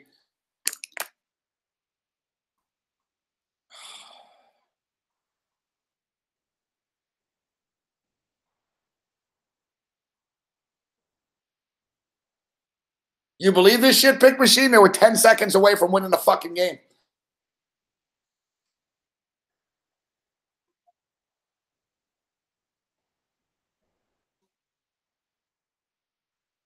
Listen, he wasn't alone. All of us thought Vegas was looking great. We just didn't say it out loud with 5 minutes left.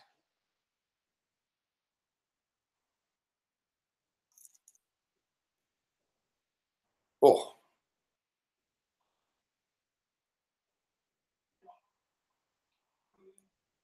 Kings pressuring. Power play. Shot blocked. Back to Doughty at the point. Doughty. Kopitar.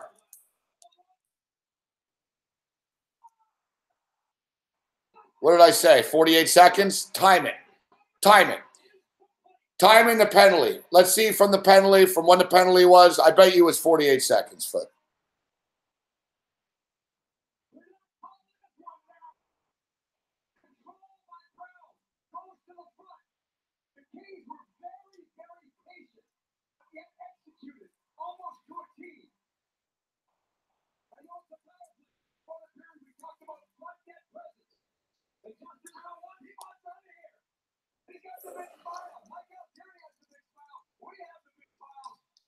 Saw that one coming from a mile away.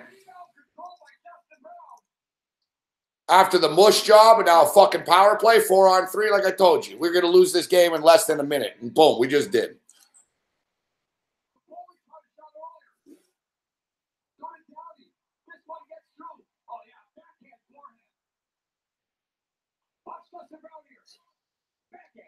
If I was the Vegas coach standing there, I would know too. I'd just be like, well, we're about to lose in about fucking 45 seconds. Bam, there it is. Fucking.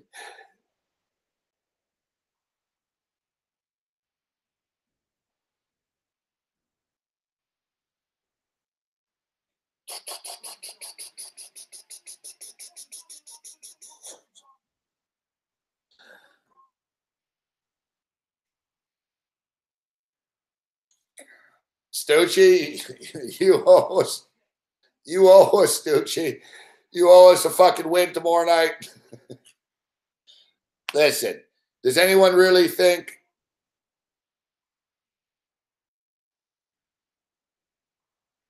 Does anyone really motherfucking think that this is, MVP's fault? No. Never forget, says Daniel Master.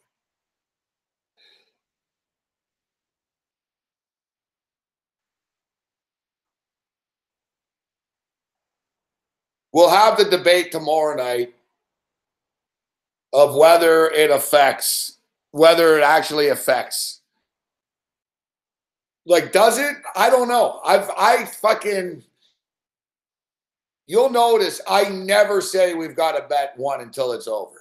I think it's just bad luck. I really do.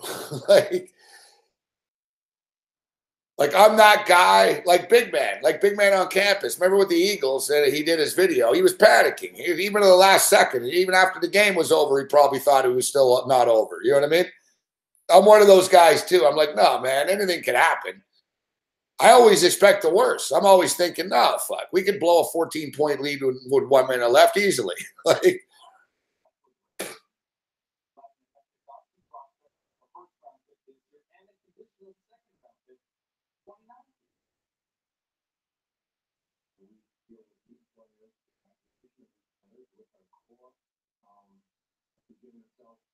you're exactly right, Ryan J. It doesn't work for me, Ryan J.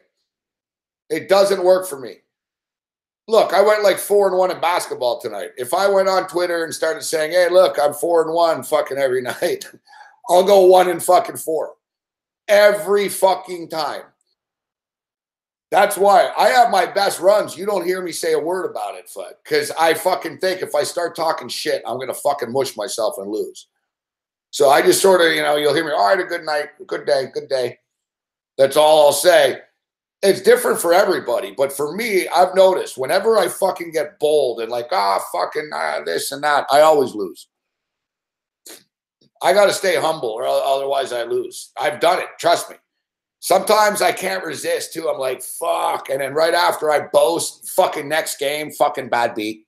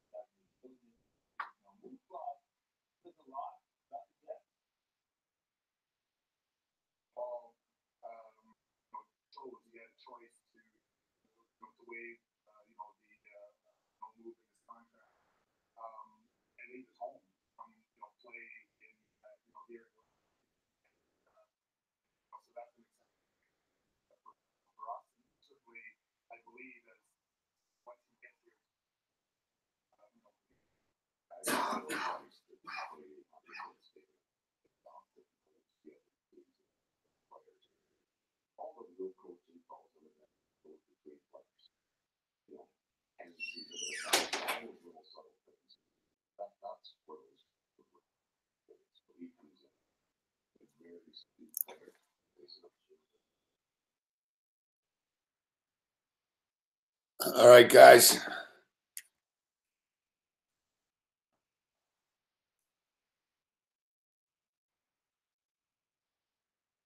I didn't call all of you watching stupid. Don't put words in my mouth. Did I call everyone here stupid? I don't recall calling everyone here stupid. I said I don't take phone calls on talk radio because callers are stupid. Look at Soda Popinski trying to get people to turn on me. Baseball totals, Elio, so far.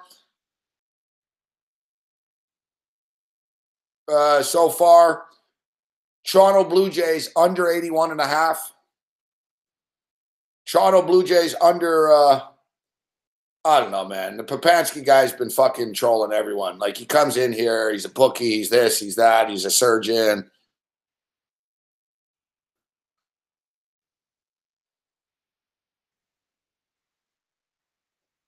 Yeah, exactly, Brett Patterson.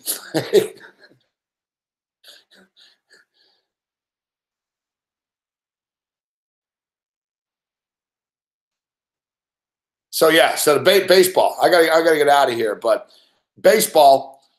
I like the Toronto Blue Jays under 81.5. They're not winning 82 games. This fucking team. I like the Washington Nationals over 92.5. They're fucking stacked. Their division's soft. They're gonna rack up the wins. They're chokers in the playoffs, but they're regular season beasts. They're fucking stacked. They're loaded. Nationals over 92.5. Milwaukee Brewers over 84.5. Won 86 games last year, are better this year. They got Kane, they got Christian Yelich. They're going to spend money. They're going to get a pitcher at the trade deadline and stuff. They'll only get better as the year goes. They're in it to win it. They're trying. Those are the three. Those are the three that I like the best. That those are the ones I've locked in. Nationals over 92.5. Blue Jays under 81.5. Brewers over 84.5. And I got to tell you what, I'm kicking the tires on the Philadelphia Phillies over 74, 75.5 now. I think it depends on your book, but I think it's in that ballpark. 75 wins, 74.5, 75.5. Philadelphia Phillies. Phillies can score runs, and the division's not there. The Marlins are terrible. The Mets are overrated to me. The Phillies can, the only thing is 76 wins is, it's a lot of wins, fuck. Doesn't sound like a lot, but you can't suck. Like, yeah, and the Rockies. I can't disagree. I can't disagree. I'm gonna take a look at the Rockies too. Rockies have some mashers, man. They can score. They got some pitching. Bud Black's a good manager. It's a manageable number. Look at Alex Z. Disagreeing with everything, of course. The other Popinski.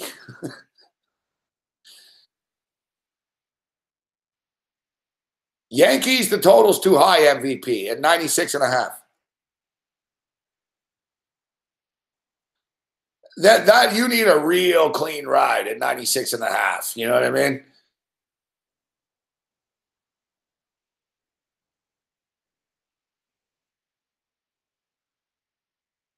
You need a clean ride, man. But yeah, the Yankees, I'm going to bet on the Yankees a lot. I'll just lay the 1.5. Fuck.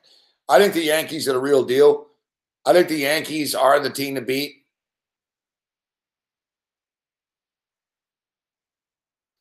But it's not a smart bet. It's like laying, fucking 14 points in an NFL game. You know what I mean? It's not like a wise guy play to say, oh, I'm going to bet over 97 fucking wins. Like, basically, you need this team to fucking dominate. Like the Nationals, 93, you're not asking much. They won 97 last year, the Nationals. 98 or whatever. Like the Nationals, you've got Scherzer, Strasburg, Gio Gonzalez. You're rolling these guys out every fucking 3 days. It's a fucking problem to deal with for other teams in the regulars. They're chokers in the playoffs, but I'm not betting them to win the playoffs.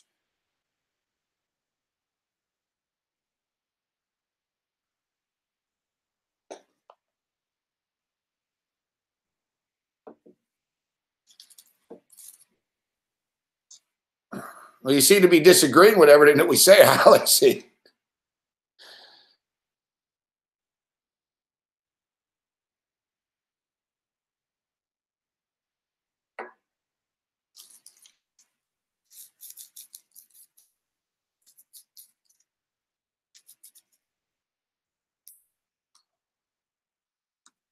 But the beautiful thing is, Alex Z, that's why they're sports books. And you're right. I shouldn't get offended because you think the Phillies will go under the number.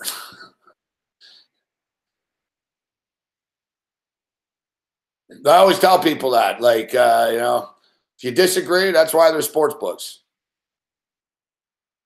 I don't know, dude. Last year I was fucking all in on the Red Sox, and they sucked. But yeah, the Red Sox are dangerous. They always choke. The new Red Sox choke. The Red Sox used to be this clutch team that you're like, man, I don't like them. I don't like the Red Sox, but I respected them in that, I know they're going to win at home. I know they'll get it done.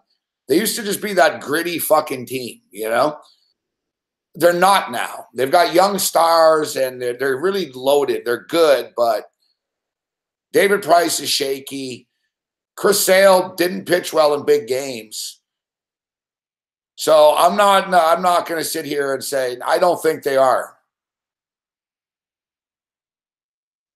I think they're going to be right there. I mean, they're a playoff caliber team, the Red Sox, but in the playoffs the last couple of years, dude, they got fucking swept by Cleveland. They got swept by Cleveland. They're not good in the playoffs. Like they keep choking. And I will agree with Alex Z that, Ortiz was a big glue for them. Ortiz was the man. He was the clutch guy. Dustin Pedroia is getting older. He's starting to wear down a bit. Yeah, the Yankees are fucking that good, dude. Like, the Yankees, listen, the Yankees can be beat. In a 7-game series, shit equalizes. It's sort of like college basketball, right? You get to the Final Four, and it's kind of random, But in the regular season, when the Yankees are playing the fucking Detroit Tigers 4 starting pitcher and they're playing against the fucking Texas Rangers who fucking don't need, like these teams that don't have pitching and shit, they're gonna get fucking lit up, man. Like, you know, that'll be the approach. We got to get out of here, but that'll be the approach with the Yankees this year, guys. Like when they're playing against aces, you know, we're not going to load up. But when the Yankees batters are facing the other team's 3rd, 4th, and 5th starters on shitty teams, they're going to mash. They're going to score 9 runs. They're going to score 11 runs. It's inevitable, fuck. They'll strike out a lot of shit, but it's inevitable. And it's more than just those 3 guys. You know, they've got a pretty good lineup, man. Their pitching's decent, but they don't really need much from their starting pitch in the Yankees. They just need to go 6 innings. You get 5, 6 innings from your closer in New York, they shut the game down. They're playing 6-inning games with that bullpen. So basically, you know, to beat the Yankees, you're going to have to fucking hope that all 3 of these fuckheads are fucking off. And between Sanchez, Stanton, and Judge, it's sort of like the Golden State Warriors. It's like, yeah, Klay Thompson's off, but they got Durant and fucking Curry and Draymond Green. It's like, yeah, whatever. Stanton's in a slump. He's 2 for 22. Sanchez is crushing it. You know what I mean? Like, it's going to be too much for teams to deal with.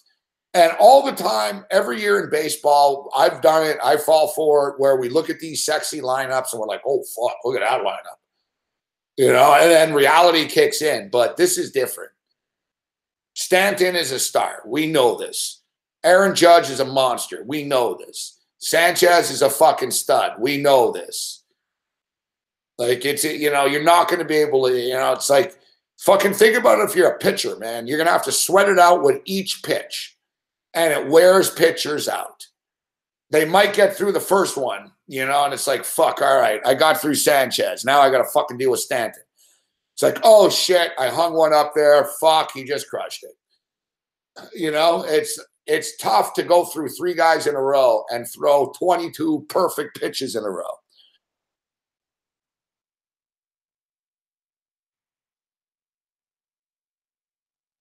Yeah, you know what I'm saying, Kevin White. It's going to wear them out. Like, you know, it's like betting. It's like, you know, penny wise, pound crazy. You make all the right moves, and then boom, one mistake and you lose. It's like, it's hard on pitchers, fuck. You know, like I said, they're going to make a mistake. They leave one ball up and it's going to get fucking tagged.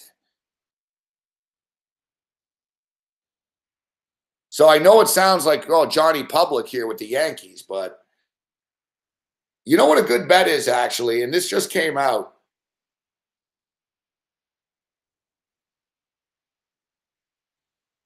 To win a division. Now, I see offshore, they don't have this yet, but I saw Vegas pop this out yesterday or today, actually.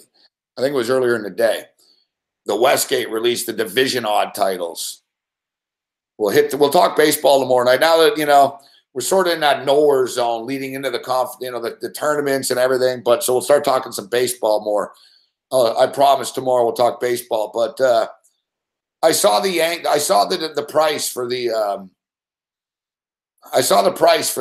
the Yankees to win the division. It's -110. They're gonna win the division. I think they'll beat Boston.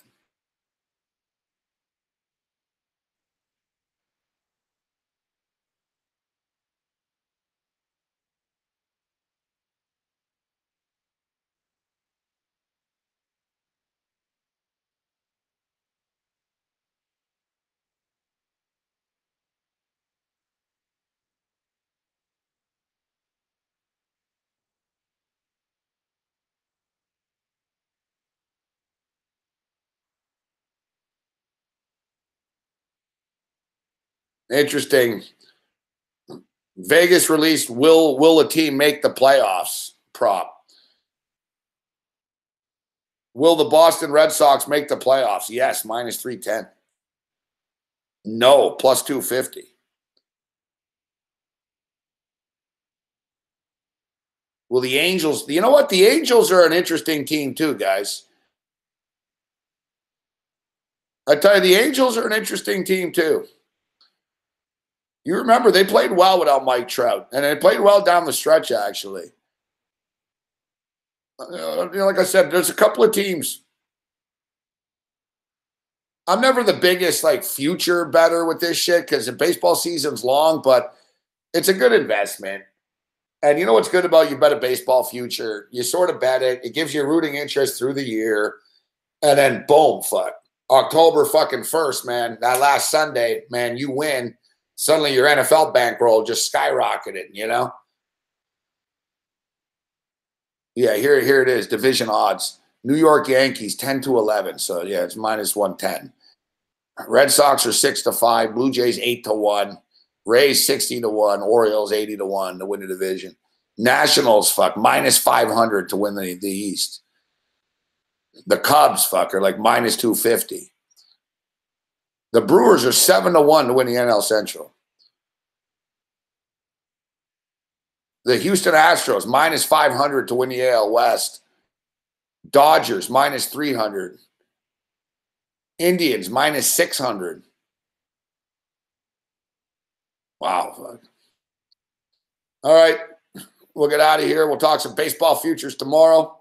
Thanks to Dave Malinsky for joining us. Thanks to MVP Sports for mushing our Vegas bet. And thanks to you guys for tuning into the program here this evening. You guys rock. Thanks for hanging out in the late night hours. Shout out to Big Man on campus. You want Big Man tomorrow? Of course, he does his thing at 5 o'clock. He'll be with us on the radio, me and Cam, at 4:40 tomorrow afternoon. And Dave Malinsky will be with me and Cam tomorrow afternoon as well. Don't worry, we'll have new topics to talk about with him. See you later, guys. Thanks, Brendan. See you later, Daniel Massler. See you later, Bosco. MVP Sports, Alex, Elio, Finney, Shano. Always a pleasure, Shano. Bruce Chad was around earlier, I know. Zach Kenkel, good to see you, Zach. White Guy Video Games, always good. Kevin White, Blaker, and Colin Peterson, Brett Patterson, anyone else I'm not seeing in the chat. We appreciate you tuning in here. Yankees not making the playoffs, says Massler. Well, you can make some good money betting that. Other than that, you're on your own later.